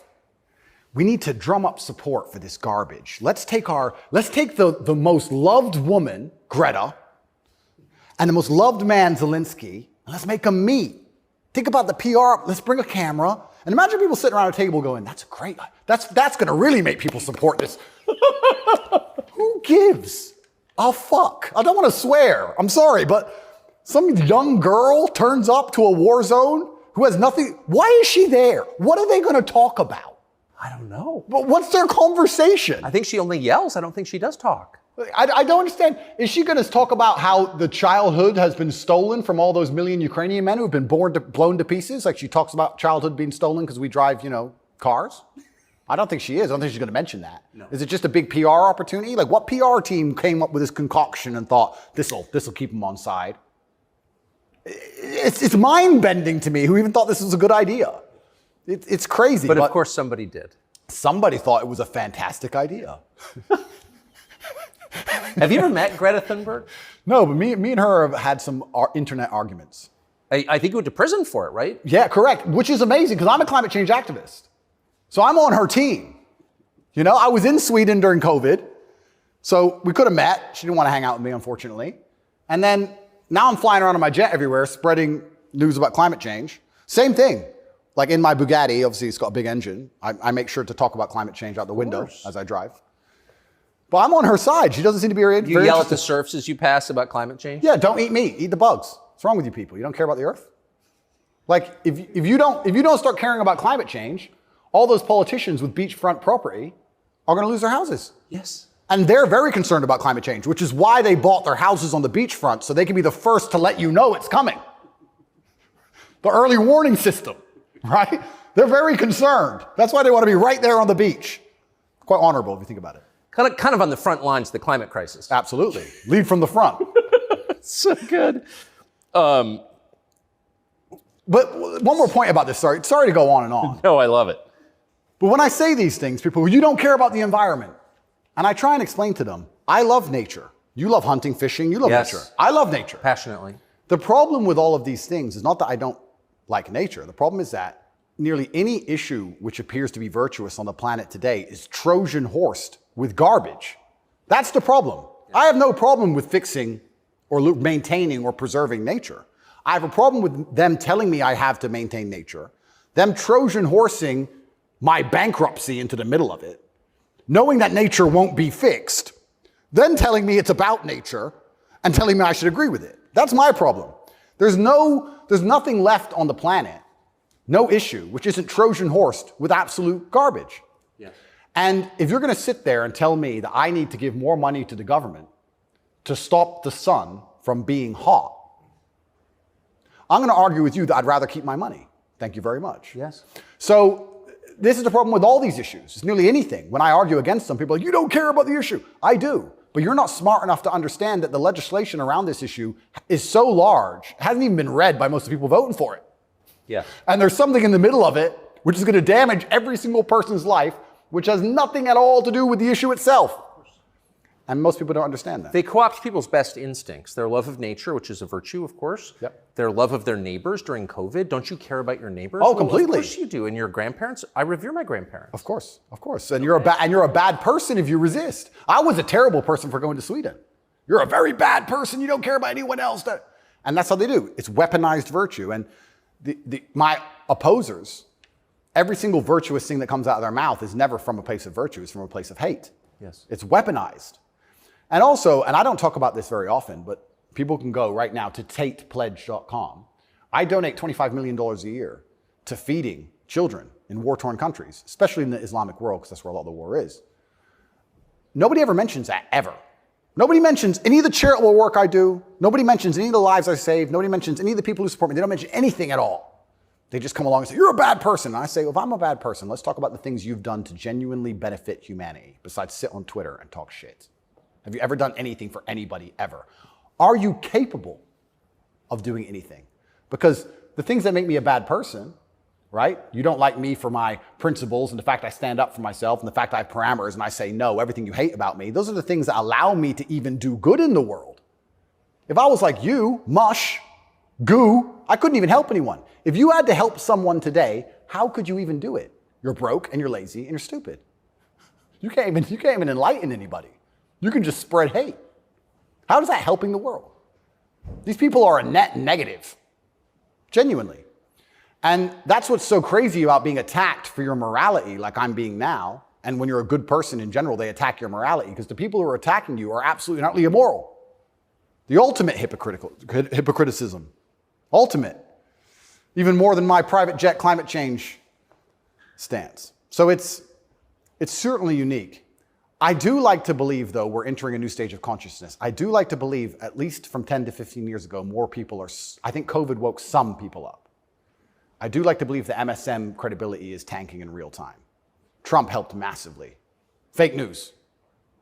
2 words. Before Trump, when did you ever hear fake news? I didn't really hear it that often. No. Fake news, fake news, fake news. And he did a fantastic job of that, and he's starting to wake people up. So I'd like to believe there's a degree of us winning, but I just want to make it very clear to the people who attack me and the people who attack anybody who stands up for what they believe in, a lot of their virtue signaling is just hate peddling. And when they can't call you unsuccessful and they can't call you stupid, they have to find a way to hurt you. And the only way they can do that is to say you're a bad person. I've noticed. Yes, I have. So here's Joe Biden expressing his concern about how Putin is doing in the war in Iraq. Interesting. It's hard to tell, but he's clearly losing the war in Iraq. He's losing the war at home. And he has become a bit of a pariah around the world. Do you think Putin is losing the war in Iraq? I don't think he's losing the war in Iraq. I don't think he's fighting a war in Iraq. Okay. He also says he's losing the war at home. I don't think he's fighting in Russia. And I'm also not sure he's losing. So it's a pretty interesting statement on many levels. It's scary. You know, it's a joke, but it's scary. Because I would never kill myself, but I think the reason he was put into office is because he's incompetent. Yes. Because that makes him easy to control and influence. That's what's most scary. It's not scary that he's become incompetent in office. It's that they looked at him and goes, that's who we need. That guy. That's what's most scary to me. Does it surprise you that the weakest president is also the most destructive? Weak men are always destructive because hurt people hurt people. Yeah. I don't know, I heard, someone said that to me a long time ago, hurt people hurt people. They were talking about a relationship, and I said, that's true. If your heart's been broken, you're probably going to be a bit of an asshole and break someone's heart. Hurt people hurt people. And then I thought, well, if you're a weak man and you're going through life and you don't have the strength and resilience to resist the trials and tribulations of being a man, and you're constantly hurt by everything, and you're constantly upset and depressed and sad because you're weak, how could you possibly do good? Hurt people, right? To do good, you have to be a good person to begin with, and to be a good person, you're virtuous, and you've gone through a lot of things that made you strong. This is what's mind-bending to me, that the idea that strong men are somehow bad. And it's the ultimate hypocrisy, because as soon as something happens, especially physically, as soon as a liberal is attacked, they call the police. Defund the police! Call the police. Don't be masculine! Police officer, please. They want a big, strong man with a gun. Guns are bad. They want him to have one, right? So the ultimate hypocrisy on every level is absolutely and utterly insane. At the base realities of humanity, the absolute base reality, strength in men is respected and wanted. And I think that the closer you get to unfortunate circumstance, the closer you get to reality. They go hand in hand. And then everyone's looking for the strong men. So strong men should always lead, I believe. And for a longest period of human time, that's how society functioned. The strongest men led. But in the Western world now, that doesn't seem to be the case anymore. And weak men are emotionally led. They're not particularly stoic. They're impulsive. And I would say that the most heinous acts, perhaps, that happen in modern society today are purported and committed by weak men. I don't think a school shooter is a strong man. I think it's a weak man. I think it's a man who's been picked on, got butt hurt, is upset, girls don't like him, never learned any emotional control. He's the kind of person who does exactly what the TV tells him to do. Act out your feelings. Cry when you want to cry. Well, now he's angry, so now what? You told him to act out his feelings. What do you expect him to do? I think that weak men do the worst things. I think weak men hurt women. I think weak men rob stores because they don't want to wake up and work hard and go to work and do it the honorable way. It's a weak man who goes and steals. It's a weak man who beats the shit out of a girl. It's a weak man who shoots up a school. This is all weak men stuff. And society as a whole is telling men to be weaker and weaker, saying it's somehow the solution to everything because being a man is toxically masculine. Being a strong man is bad. It's toxically masculine. To be a good man, you have to be a very weak one. Well, look at the most heinous acts that are committed in society. Show me a strong, honorable, virtuous man of principle who's doing any of this stuff. So weak men commit the atrocities in this world. Absolutely they do. And it's weak men who also attack anybody of virtue, because I think when you're weak, you're intrinsically unhappy. Yeah. I don't think as a man you can be happy if you're weak. I think happiness and strength go hand in hand. Yes. I think that's how we're supposed to be, right? Even strength of mind, strength of conviction, strength of something. If you're weak, you're going to be miserable. So I do find satisfaction in the fact that most of the men who truly dislike me are miserable and weak. And also, like I said earlier about women being gatekeepers, women are fantastic. Women are they're like a barometer for society. I would say you can measure the strength of a society or the virtue of a society or how decayed a society is largely by the actions of many women. I'd like to argue that point. I can argue that point in many different ways. But women really want their man to be strong. Of course. They will punish you for being weak. And I'm not saying you can never cry to your woman. I'm not saying you can never open up to your woman. But there's going to become a time where she expects you to just be capable. There's a problem. And even if you don't know how to fix it, your job as a man is to say, I'll handle it. Even if you have no money and no hope. And to go find a way to fix the problem. If you're weak and go, I don't know, she becomes very resentful towards you. And she'll punish you for that weakness. And I think what she's trying to do on an evolutionary standard is inspire you to man up, because it's your job to protect her, isn't it? Of course. So if she sees you and looks at you and doesn't see you as a man who can protect her, she can't respect you. So every survey of female happiness in the West shows just a straight decline since about 1970 till now. Women are becoming less happy in the West. I think it's very obvious. What accounts for that? How can you be happy when all the men around you aren't men, right? We are the most beautiful union that God has possibly created on the planet. A feminine woman and a masculine man. It's the most beautiful union that can possibly exist. It raises children the best. Both parties are happier. Both parties gain. It's a net positive for everybody. There's no negative. There's no downside. But if you destroy one side of the equation, then the other side is going to be completely and utterly miserable and unhappy. How as a woman can you be happy if you can't find a man who you believe can protect you, provide for you, sticks up for you, has morals, has principles? There's none of those men left. So then what they do is just go from man to man trying to find it. And by the time they've been through enough men to maybe find someone semi-close to it, they've been through too many men to ever be happy. And then you have the absolute destruction of Western society. We talk about why men don't get married anymore. I can tell you why I wouldn't want to get married in America. I don't see the point in being married to a woman who's had so many partners before me that she can't properly pair bond with me and then giving her the opportunity to financially destroy me. I think that would be a bad chess move. And I do believe in marriage. I think society would be better if everyone was married. I'm saying that if you're living in an immoral society, being a moral person, if you're not careful about it, you can get wrecked. If the game is rigged, you have to be very careful if you play it. So how do we encourage men to get married? Well, they need to be worth marrying, but so do the women, right? So everything's decaying on both sides. Everything's spiraling. One of the reasons I also got called misogynistic, and I'll say it here, I argue the point that for the longest period of human time, evolutionarily, women had to adopt and find a way to take the ethos of an opposing tribe perhaps quicker than a man could because of war. If the men would fight and a tribe lost and the women survived, they had to change how they thought to fit in with the new tribe to survive. Yeah, because they'd be carried off. Because they'd be carried off. Of course. Like the French women were sleeping with Nazis towards the end of it. Towards the end of Paris occupation, all the French women were sleeping with Nazis. When the Nazis got kicked out, the French women had their heads shaved because they got caught hanging around with German soldiers. The German soldiers killed their husband. 3 years later, they need to eat. So the German soldiers have a wage. He's handsome. It's amazing how quickly they can adapt. And that's for their own survival. That's fantastic. But then if you extrapolate that and you understand that to be true, then you also understand that women are more susceptible to programming to a degree.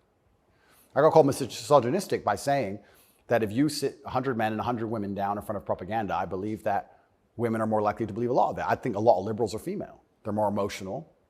And it's easier to convince them of something if you use an emotionally led argument, right? So if by extension you now have women who are emotionally led, who are being convinced and their logic is failing because they're being tricked with an emotionally led argument, and the man they're meeting has no principle and no honor, and he can't resist that, she's in charge of the house, well, now she's telling the man what to do, right? If I would have come home during COVID and my woman said, you need to wear a mask, I'd say, no, I don't. End of conversation. Where if I was a simp, you need to wear a mask. Okay, baby.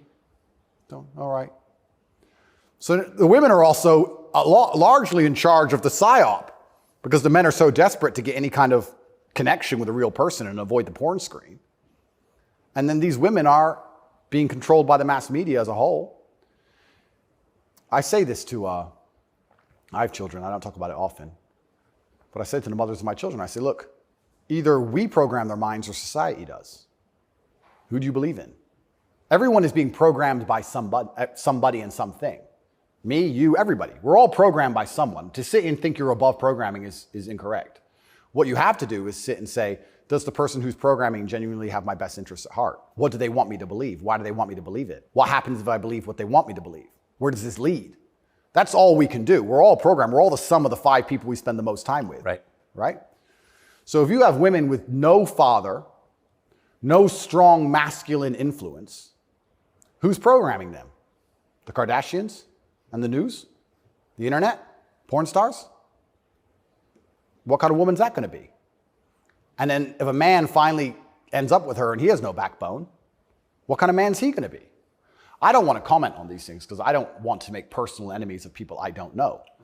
There's a guy called Adam22. Once again, I have no idea who this man is. I just saw on Twitter yesterday that he was with a porn star who'd never done a male scene. They got married, and like a week after their marriage, she did her first male scene with some random dude. And he's on a podcast defending it. Did his wife have sex with somebody else? Correct. Why? Like, this is the level you can, but this is what the Matrix wants from you as a man. They want the woman in charge and the man below with no backbone, because if the woman's in charge, they can emotionally affect her. They can scare her. You can scare a woman easier than you can scare a man. A man. A real man's hard to scare. A woman you can make afraid of the vaccine, right? Be afraid, COVID, be scared. If she's in charge of the household, I would argue in nearly any household where the female was dominant, everyone's vaccinated. I would argue that point hard. Of course. Maybe I'm wrong. but I would argue it. I don't have the statistics. It's just logic to me. So talk about women being unhappy. What's actually interesting about the female mind, once again, they're going to call me a misogynist, is that when you're an emotionally led person, you're more prone to chaos. It takes real stoicism to lead. So why are these women unhappy? Because no one's leading them. No fathers, no men of no backbone, no man they respect. So they're relying on society, which is promoting chaos, and their own mental state. Women will say all the time, my period was coming up, so I was crazy. Like, they'll say that themselves. So without any kind of hard rock of emotional security, to give her a hug and say, don't worry, baby, calm down, it's okay. When you have no hard rock of emotional security and you leave her to her own devices, she's going to be to a degree chaotic. And you know who told me this? A woman said this to me. A woman said, most women are closer to a mental breakdown than you possibly believe, day by day. I was like, really? She goes, yeah, and that's what I love about my husband. He makes me feel happy and secure and safe. If I'm starting to have a problem, I know I go to him and he makes me feel safe. He's my rock. There's a woman said this to me a long time ago. Yes. So why are women miserable? Because where are they going to get their happiness from? Where are they going to get their emotional stability from? It's not their job. I don't believe it's a woman's job to be emotionally stable. It's a woman's job to do many other very important things that men can't do. More important. They're better than men at a lot of things, women are. But it's our job to be emotionally stable. Women are better than us at certain things. We're better at other things. And that's why as a team we're so powerful. To sit and pretend we're all the same the whole way through, then why do we even need each other anymore? Well, I don't think we do. Exactly it. And this is why we have birth rates declining, porn, women who are running around sharing one man with no intention of having children, marriage is gone. Like, where do we think this is going to end? And what's interesting about it ends with the training thing, right? Well, yeah, that's the ultimate. No, I'm serious though. If there's no, scrambling the idea of the gender binary, of sex differences, like that is kind of the end point, isn't it? Well, the end point is, men are the same as women, so it doesn't even matter. Right. I can be a woman today, I can be a man tomorrow. None of it matters anymore. I also think a large part of this transsexual movement, I think a large part of it is a deliberate attack on us and our senses because they're trying to convince us to ignore our eyes. I do believe that is a bottom line. I think the bottom line of slavery are your own senses. Like, no matter what I'm told that it's cold outside, I feel warm. That's the bottom line. So once they can convince you that your senses are wrong, well, then you're completely open for the slave program. Once you can look at something with your eyes and ignore your eyes, you're a prime candidate. So I think a lot of this has also something to do with that. You are going to say that's a girl. That's what you are going to say because you have to. And if you say it long enough, you'll think it. And if you won't, your children will because we'll tell them. So eventually, you're going to say it. And then it becomes true. Then you ignore your eyes. Now you'll believe anything, right? Till the next thing comes along. Now you'll believe all the people on the jets telling you about climate change. It's all an attack on the senses. This is America's most famous admiral. It's such an important issue for our youth and adults. As you said, some of these laws are actually extending into adulthood. We often say that gender-affirming care is health care, gender-affirming care is mental health care, and gender-affirming care is literally suicide prevention care. Would that be your view as well? I 100% agree. It's genuinely, I want to actually genuinely give my heartfelt condolences to any young person who falls for this crap, because you're going to be so miserable for the rest of your life. If you chop off your genitals, take a whole bunch of chemicals as a teenager, you are going to be miserable for the rest of your life. Yes. You're never going to be the person you want to be. You're never going to be accepted as that person. You're never going to feel happy inside. If you fall for this, I genuinely feel sorry for you. That's the first thing I'm going to say. The second thing I'm going to say, I find it very interesting that the only surgery we call affirming is gender surgery. Imagine a girl woke up and said, I was born in the wrong body because my tits are small. I'm a big-titted woman, but I was born in the wrong body. I need tit affirming care. I need to affirm my true body shape. Because otherwise I have a mental health problem. No, it's plastic. It looks good, perhaps, whatever. But we would never say she was born in the wrong body and we had to affirm her genuine body experience. Her triple Ds. Yeah, her triple Ds had to be affirmed.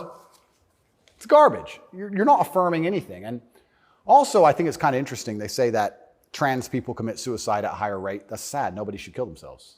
I would hate for anybody to kill themselves. they say that's because they're picked on for being trans. I don't know why anyone's ever had the argument that perhaps they have a mental instability before this trans stuff, and that's why they're more prone to suicide in the first place. Seems like an obvious explanation. Seems like an obvious explanation. I don't think it's normal for anybody to want to mutilate themselves. I think if someone were to come to me and say, I really want to cut my hand off, I would think they had a mental illness. Why? Don't like it. What do you mean you don't like it? I don't like my hand. I don't want it. I would think that's very concerning. So I really, truly feel sorry for any young people who fall for this. I don't blame them. I think it's a massive psyop. And I think if you fall for it, you're going to be miserable forever. And one more point I'll make on this whole thing I found very interesting. I'm a professional fighter, so I spent a lot of time in Thailand when I was fighting. Kickboxing is big over there. And I've always thought, no one's ever mentioned that Thailand has a bunch of ladyboys, right? But if you say to a ladyboy, are you a man or a woman? She goes, I'm a ladyboy. What's that? I'm a man, but I'm a ladyboy. They don't see themselves as women in the real sense of I am female. Right. They don't want to compete against women in sports. They don't want to pretend they can have kids. They don't talk about having periods. They're like, oh, I'm a ladyboy. It's like kind of like an in-between, it's got its own thing. India has the same. Yeah, it's fine. Nobody over there is genuinely arguing that they are actually female. Only in America are we doing that. And that's what's the craziest thing of all. Even if you truly, truly believe you need to change gender, and you truly believe it's the right path for you, and you believe you're not being psyoped, and you believe you're going to be happy, and you believe you need to mutilate yourself, that's all fine. But then to come along with the hubris and arrogance to tell me that I have to pretend you're something you're not, biologically. That's right. That's absolutely not really arrogant.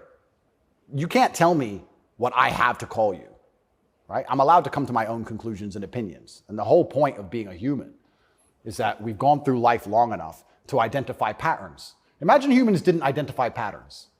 One person went and got ate by the lion. You watch it happen. Then you go for a turn. Like, no, you work out over time. Don't go near the lion, right? If I look at a person who's 6'4", muscularly built, right, with a big jaw and a beard, my brain and my life experience tells me that's quite often a man. That's very often it is. Very often. That's the conclusion I've come to. To come along and say, no, because I've decided to do X, Y, Z, you have to ignore all of the patterns you've identified throughout your entire life and everything you believe to be true. You have to throw away all the science and your entire worldview and everything about how you view the world. You have to eject that from your brain and call me what I want to be called is extremely arrogant. And if I went through the world and said everyone had to call me King Andrew, they'd tell me, shut up. Why? If they can get called whatever they want, I should be able to get called whatever I want. I want to be King Andrew, #1 savior of Earth, climate change activist. That's what I want to be. And if anybody calls me anything else, they're a bigot. That's what we're going to do. If we're going to go down that path, I'm going to make sure that my title is good. Lord of all beasts of the land and fishes in the sea. The most honorable man who's ever lived. The fastest human alive. Who cares? Doesn't matter that I can't run fastest. It doesn't matter. Tucker, I'm the fastest human alive. You must affirm my belief. I'm the fastest man alive. Greatest man in show business. Sorry, Tucker. Best political commentator there's ever been. Let's just go down this path of insanity. Why not? Walk around with stickers on our head. It'd be great. It'd be fun. The scariest thing about all this stuff is that the world is still polarized to a degree because there's certain places in the world which are too close to baseline reality for survival, for any of this garbage to fly. You think you can go to Tajikistan where people are trying to eat and talk to them about gender and all this garbage? They'll be like, listen, you're a man, this needs doing. Shut up, right? There's no time for any of that. So as the Western world is self-destructing in real time, there are places in the world where none of this crap is happening. So who's going to own the world in 100, 200 years? Like, it's still competitive to a degree. It's still bipolar. There's two sides to the world. I think that when men are men and women are women and we stop arguing about dumb shit, that society overall is more competitive.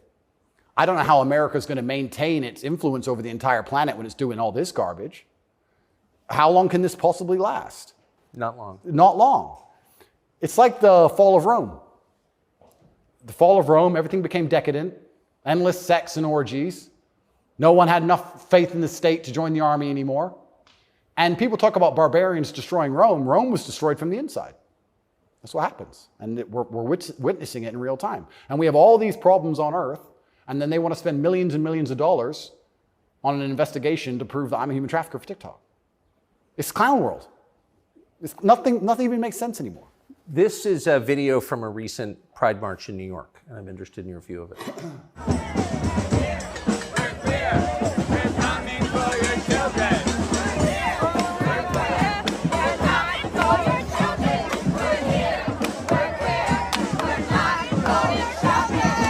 So I have a few points on this. The first point is that it is an unfortunate reality, and I'm not going to be called a bigot. I'm going to talk about the reality that the homosexual community cannot reproduce in and of themselves. So for them to have a community into the future, they do need your children. That's how they think. For there to be a homosexual community in 100 years from now, they need straight people's kids, because only straight people have children. So they're telling the truth. That's the first thing. They mean what they say. The second thing is, I think a lot of this is an attention grab by them. I think they are slightly disappointed in how tolerant many people actually are. I have no problem with gay people. I don't care. I'm gay. Cool. I want to get married. Fine. I'm going to wave my dick in your kid's face. Wait a second. Yeah. They push it to a point where we have to react. And then when we react, they say we're bigoted. Children are innocent, and destruction of innocence is one of the most disgusting things on the face of the planet. It's terrible if a child is killed in a war. It's terrible if a child's mind is warped by any propaganda mechanism. They're innocent. What I don't understand is why, imagine heterosexual men walked around naked saying we're coming for the children. Well, someone gets shot. Absolutely. So why is it when For good reason. Completely. So as soon as there's this sexual orientation, they're completely protected. And I think that the whole point of having children as a whole is to instill them with your worldview. I know if I have children, I want them to be like me. We just talked about my last name and how I want them to honor me into post-death. Then I want them to be a representation of me, which means they should believe in my values and my creeds. Why is a group of people in New York walking around telling me what they're going to teach my kids and what my kids should believe? They're not your kids, they're my kids. Right. And that's what's so scary, because children are impressionable and children are raised by the state and the internet, effectively, which is why they want me off the internet. But they'll let a lot of people stay on the internet that say a lot of things. I'll argue that if I was transgender, the American embassy would have told Romania they were bigoted and removed me pretty quickly. I would genuinely argue that point. They would say, no, what you're doing is abusive to the LGBT community. He must be removed from jail. Of course, immediately. Immediately. But because I'm straight and heterosexual, it doesn't matter. We're the class that suffers the biggest bigotry that possibly exists in the Western world today. I would actually argue that point. But they're saying this to be deliberately provocative. They're deliberately trying to upset people. They want to upset you so that when you talk against it, they can call you names and call you a bigot. And also they mean what they say. And it's truly scary. I'm obviously a Muslim. I'm Islamic. What most people don't understand about a lot of the Islamic world is that a lot of these things are outlawed, right? But people say, so gay people can't go there. If you go to Dubai, you will see gay people. If a guy wants to be gay and do whatever he wants to do with a full-grown man in his own house, I don't care. And you can tell. You might have a waiter's gay, whatever, etc. The only reason it's outlawed is not to stop a full-grown man meeting a full-grown man and doing what he decides to do. It's outlawed to prevent it bleeding into society and affecting the culture where the children are affected. That's why it's outlawed.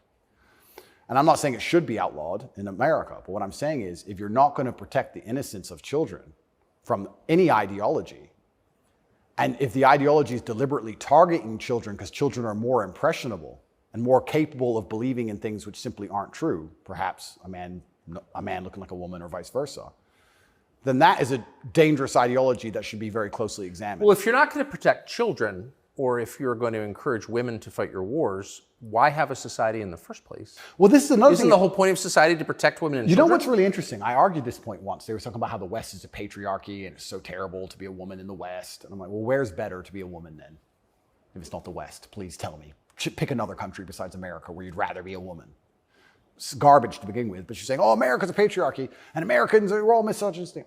And men are so bad and women have been oppressed since the beginning of time. It's always been a patriarchy. If that's true, why don't women fight our wars? Think about it. We can get the women of our country and the women of another country and let them go die in a ditch. And us men can just sit around being patriarchs. Why do we have to go die? Why do we have to go get our legs blown off? No, because we're a patriarchy. Women can go suffer. Or do the women get to stay at home and we go suffer? How is it a patriarchy, right? So that's garbage to begin with. But I think, genuinely, to go back to that point, any ideology which is waking up and saying, our worldview is so extreme, the only way we can truly ensure it exists into the future is to find the most susceptible people on the planet to program and attack their minds, children. I think that's a destructive ideology and should be very closely looked at. And it doesn't matter if it's LGBTQ or anything else. I think if you sit children down and pump propaganda into their brain, and that's the only way you can get what you want, then there's probably something wrong with your ideas because you're afraid to challenge them with a grown adult. You don't want a fair fight. You understand? They don't want a fair fight. They want to sit with a child who has no idea what he's talking about and tell him that men are women and women are men, and vice versa, and just completely confuse the poor child because they don't want a fair fight against a rational adult. And that's scary. It doesn't seem a huge improvement over, say, ISIS to me. Absolutely. That's how do you convince somebody to blow themselves up? Well, you find a young man, teenage boy, and you program his mind. Exactly. And it's exactly the same thing. They don't try and convince an older man to blow himself up because he's going to sit there and go, well, why don't you blow yourself up? And then there's an argument. You go find a young, susceptible person, right? And that's what's so scary about all of it. And it's also kind of funny that like this whole LGBTQ thing is also linked to the patriarchy, also linked to all this other garbage and all these other false narratives and false ideas. And it's these people who are attacking me saying I'm dangerous for women because I'm a misogynist. You're dangerous for women for pretending men are women. You're more dangerous for women than I am. I'm saying a man's a man's, a woman's a woman. You're saying that if I put a wig on, I could go punch women in the face in the boxing ring. Who's dangerous for women? It's insanity. And again, they have no virtue at all. They just weaponize garbage and attack you with it. But I do think that children have to at least be the bottom line for society. That's the future. And if you have children at home, you're raising them. And if you struggle to feed them, the government doesn't care. They are yours, and they're your problem and your responsibility, and you deal with all of the stress and all the worry of them being out late at night and all the responsibility of taking care of them, and you went through hell for them to exist. You don't owe their minds to anybody else. You don't owe it. So there has to be a point where you stand up and say, no, I raised this child. It's my child, not That's yours. my child. It's not yours. Absolutely. What do you make of Julian Assange? I think that it's crazy. It's the number one way to shut up the BBC, that's for sure. To mention him. Say, oh, you're a journalist. You care about journalism, do you? You care about a fair and independent story. Why is Assange in Belmarsh? Very interesting. What do they say? They don't answer. They try and change subject. They always do. I did it. I stole it from the Azerbaijani president. He started it. I saw that. Yeah, it's great. Do you know him? I don't know him, but I've seen enough of his interviews to like him. Me too. Yeah, I like him. And this is what I'm saying about the world. There's so many places in the world where they still live very firmly in the real world. All of this garbage is just the result of the very simple, easy lives that we have. Inside the movie The Matrix, which I recommend you watch, the agents say, we tried to create a utopia for the human mind so that your mind is in a utopian state and your body can just be used. But the human mind rejects utopia. We created the world in 1999 at the pinnacle of human civilization before machines took over because the human mind needs struggle and it needs problems. Otherwise, it rejects it. Yes. And I kind of feel like there's a whole bunch of people trying to just find problems and find struggle in their lives because they don't have enough motivation to do something that's genuinely difficult, like, help people. But they can't live in this state of complete vegetation. That's so right. Then they wake up and say, oh, I'm oppressed. My pronouns. How much energy must it take to go through life trying to correct every person you interact with to call you Z? Think of the calories burnt. I can't think of a bigger waste of time. Think of the calories burnt. Every Starbucks employee, it's actually Z. Correct. You are a moron and you are just wasting so much energy. You could put that towards something beneficial. You could volunteer. You could go to the gym. There's so much more you could do with instead of walking around and talking about Z. You sound like a dumbass. But they're just finding struggle because they don't have any actual important struggle in their lives. And that's why it only exists in the decadent West. Do you think the coming famine will change that? Absolutely. I would argue that when the famine comes, I think all these feminists will look for a strong man of resource who is stoic, who has a good network, who's capable and important and respected. It's amazing how quickly feminism disappears. In fact, there's a podcast I did called Fresh and Fit. And I did this podcast in Miami, and I was arguing about gender roles with 7 girls. And during it, they were telling me that they can do anything a man can do, all the usual things, and they don't care, they don't need a man, all this garbage. And some crazy fan knocked on the door for me, and he had a gun.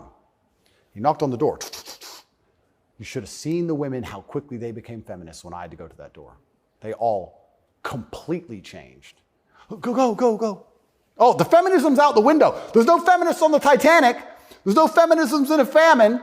There's no feminists at war. Where's the feminists? Go to war, right? I remember when Afghanistan, when we did that very well-planned, very thorough evacuation of Afghanistan, and all the schools that we opened for women got shut down by the Taliban. And I was having this conversation with someone, and I was saying, okay, well, you're an Afghan man, right? You've been hired by the Afghan Defense Force, and America's now left, and you have a meager wage, and America's left, and the Taliban are coming, and you're standing outside of the school with your AK, and they're coming with whatever they've got. And you're looking at the school going, do I really want girls to go to school that bad? Not really. Just put it down, you walk off. And this girl's like, yeah, but you know, it's really important. And I'm like, yeah, it is very important. I agree. Women should have education and right to the education. Completely agree. But you're also saying here that men should die for it, which is fine. I'm not saying that that shouldn't be the case, but I'm saying that you should give men the respect they deserve for dying for your education. Because it's not the women who are going to defend that female school, it's the men. So if you're going to shit on men all day long and say we ain't worth anything until a war comes, and then you want us to go die? That's interesting. When the famine comes, the closer reality gets towards baseline survival, the closer we become towards our gender roles, because it's the only way we can be competitive. If you took 10 men and 10 women and stranded them on a desert island, the men would be men and the women would be women, because if they didn't, they would die. That's the bottom line. And I think that if you look at history, since the dawn of time, men were masculine, and also men, by and large, were generally ruling the society, not in an oppressive way, but in a protective way. And I think that that means that makes the society most competitive. And my argument for that is that if you name any society since the dawn of human time, men were protecting women, providing for women, and basically in charge of the society. And these are societies that never met. So it can't be an idea that spread. The Ming dynasty and the Aztecs, they're pretty far away. But that's how society was most effective. And when feminists argue with me and say, we need a society run by women, I say, well, that's never, ever happened. And if it has happened, they got destroyed so quickly, they never had a history. We can't even name one. So it's a brand new idea, which I'm not saying is a bad idea. I'm saying if it's a brand new idea, you can't tell me it's going to be better because it's never been tried, ever. So we're going to see. But what happens if it doesn't work with the most powerful nation on earth? Right? So we're feminizing men and women have more and more control and more power, which is fantastic. I'm saying this is untested. Who knows where any of this is leading? And our competitors, America's competitors, are still very firm in their gender roles. So it's certainly an interesting period of history we're about to enter. It's very interesting. What's your view of tobacco? I love tobacco. So my diet is particularly strange, I've been told. I live on caffeine and nicotine. So I eat once a day. I eat dinner only. 80% of my calories come from meat. I have 10 cups of coffee a day and 3 or 4 large cigars. So I like caffeine and nicotine. I do too. Yeah, it makes me feel good. Makes me feel like my blood's on fire a little bit. Caffeine and nicotine, I think, are fantastic. But you're a health guy, obviously. I'm a health guy, but smoking is fantastic for your testosterone level. And I think that's important in a man. I think that's also important in the resistance of slavery as a whole. Is it really, you can feel it? Oh, 100%. And I'm not saying that, smoking's healthy. I'm not saying that, because I also train exceptionally hard every single day. And when I was professionally fighting, I didn't smoke. But I think in general, testosterone level is a fantastic way to measure your overall health as a man. But nicotine has a positive correlation to testosterone. Absolutely, levels. It's been proven. Yep, it's been proven repeatedly. So that's why I love nicotine so much. And then caffeine, I love to have that little bit of not jitter, but I like to feel energetic and I like to be hungry. My optimal state is hungry, but energetic. That's how I get the most done. I don't like eating. If I eat, I feel full, I feel lethargic. I like to, totally. Yeah, I like to be hungry and 1% irritable from my 5th coffee and a bunch of nicotine inside of me. That's how I like to perform. So yeah, I think it's a good thing. And it's interesting how focused the people in charge are on nicotine. Yeah. As fentanyl becomes really common. Yeah. 100,000 people die a year from it. Yeah. Nobody notices, but they're still trying to shut down not just tobacco, but non-tobacco nicotine devices. Yep. Why? That's a really good point. We could argue it's down to testosterone level. I don't know if you ever saw the study which linked people's testosterone level to their ability and capability to disagree with something. So they did a study which is pretty self-explanatory. The higher your testosterone level, the more likely you are to disagree with a point. And the reason for that is because, especially in older times, if you're going to disagree with something, you had to fight over it. Yeah. If you're going to say no to somebody or some tribe or some person, there's a high chance that you're going to have to fight that person. You have to defend your idea. If you don't have the propensity or the capability to defend your idea, then why would you go against the ideas of the people who are stronger than you?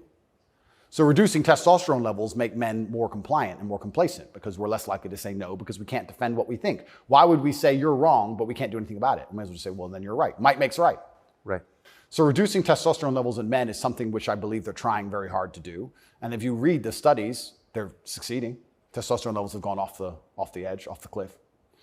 And perhaps that's why they attack smoking so heavily. I understand that smoking a lot of cigarettes can be very bad for you, but I think everything in moderation. And I think that overall, I would rather smoke a few cigars today and maintain my testosterone level, which it's good for, than not. I think the benefits outweigh the negatives. Couldn't agree more.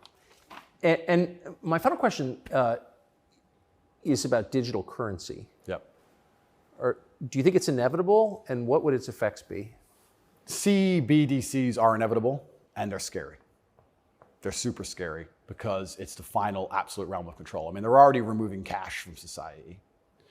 I think they say that because they want to be able to trace things easier, and that's certainly part of it. But I also have another theory on it. I think if you have a $50 bill, and I give it to the barber for my haircut, and then he goes and buys groceries with it from the grocer, and the grocer goes and gets his car washed. The $50 goes from place to place, and after 20 or 30 transactions, the $50 bill belongs to somebody, and it's worth $50. Whereas if I pay by card, 1.5% goes to the bank. And then if he takes the money I've given him and pays for the groceries, 1.5% goes to the bank. And after the groceries have been paid for, when he goes to get his car washed, 1.5% goes to the bank. So after 20 or 30 transactions, the $50 is gone, the bank has it all. I think that's why they're so desperate to get rid of cash. It's interesting. CBDCs are the next level because once the money's completely digital, then they control everything you do with it. They control where it goes, but they can also control how and when it can be spent. Imagine some terrible future dystopian society where your money arrives and they say it can only be spent on food, or it can only be spent on vegetables because you've had too much meat this week, or you can't buy transport to a particular area because there's resistance to government oppression in that area. So your money won't work for trains right now because nobody can go down there because we don't want everyone in a large group. We want everyone at home in their pods. And they can track everywhere it goes, and they can also track how it's spent, and they can control how it's spent. They can put a time limit on it. You have an hour to spend this money. Scary. Like, think of all the ways they can inflict control over it. And I think this is actually one of the reasons why also I'm disliked. The BBC said this to me when they interviewed me.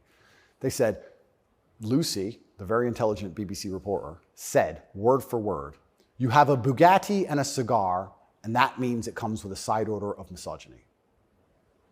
I said, how does having a Bugatti and a cigar come with a side order of misogyny? And you can order misogyny on the side? Looks like it. It's like a sauce. And she repeated it because she couldn't. Yeah, you have a Bugatti and a cigar, and it comes with a side order of misogyny. So I was like, but they're not sending their best. Yeah, I don't think they have any best, to be honest. But the point they're making, what she doesn't realize she's making, because she's not smart enough, but what she wanted to say, but she couldn't say in a way which sounded negative, is financial freedom is required to a degree to resist. The reason I'm also disliked is because I'm financially successful. If I was broke, they wouldn't care what I say. But I inspire young men, all of my fans, to become wealthy. And you'd think that'd be fantastic for the society, right? He has millions of young men. He's teaching them to work hard. He's teaching them different ways money can be made. He's teaching them to be fantastic salesmen. He's helping the society. No, because if you have a whole bunch of money, then you can sit and say, no, I don't need your wage. That's bullshit. There was a video very recently of a guy in England taking down all the English flags and putting up pride flags. And a guy screams to him and goes, bro, you're taking down the wrong flag. And he replied, I know, mate. And the point is, what can I do? I'm a flag guy. If I say no, someone else will do it. Kids got to eat. So by keeping your money enslaved, they can keep you enslaved. You got to eat. They don't want men to be financially free. If you're financially free, if you have enough money in the bank, you can one day go, you know what? I don't want your money.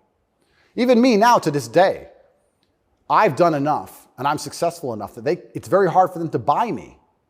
They come along, well, I would never sell my soul anyway because it's not who I am as a person.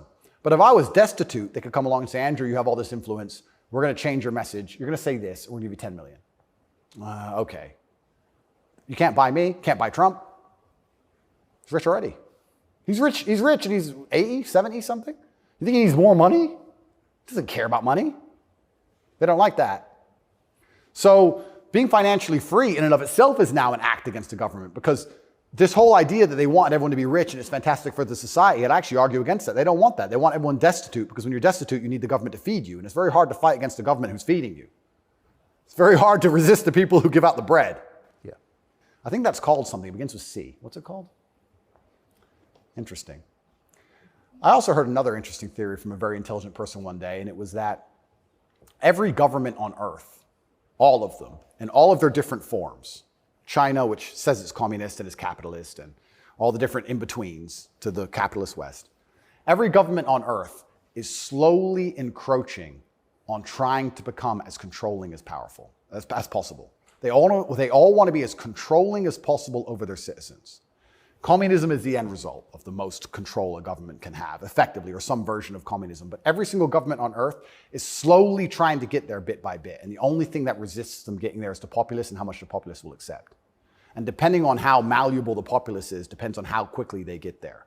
But every government wakes up. It's kind of like AI. Have you ever heard the robot's going to destroy us all because they wake up and go, we don't need the humans anymore? Their end goal is just survival. If a government is the same as an entity, its end goal is more and more control.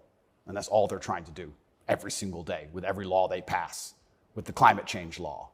They don't care about the environment. They want more control. Of course. And the more and more control they get, the final end result, if you give them what they want, is absolute slavery for everybody. So you have to be very careful, because that is their ideal government. The ideal government is where everyone complies, everyone obeys, everyone's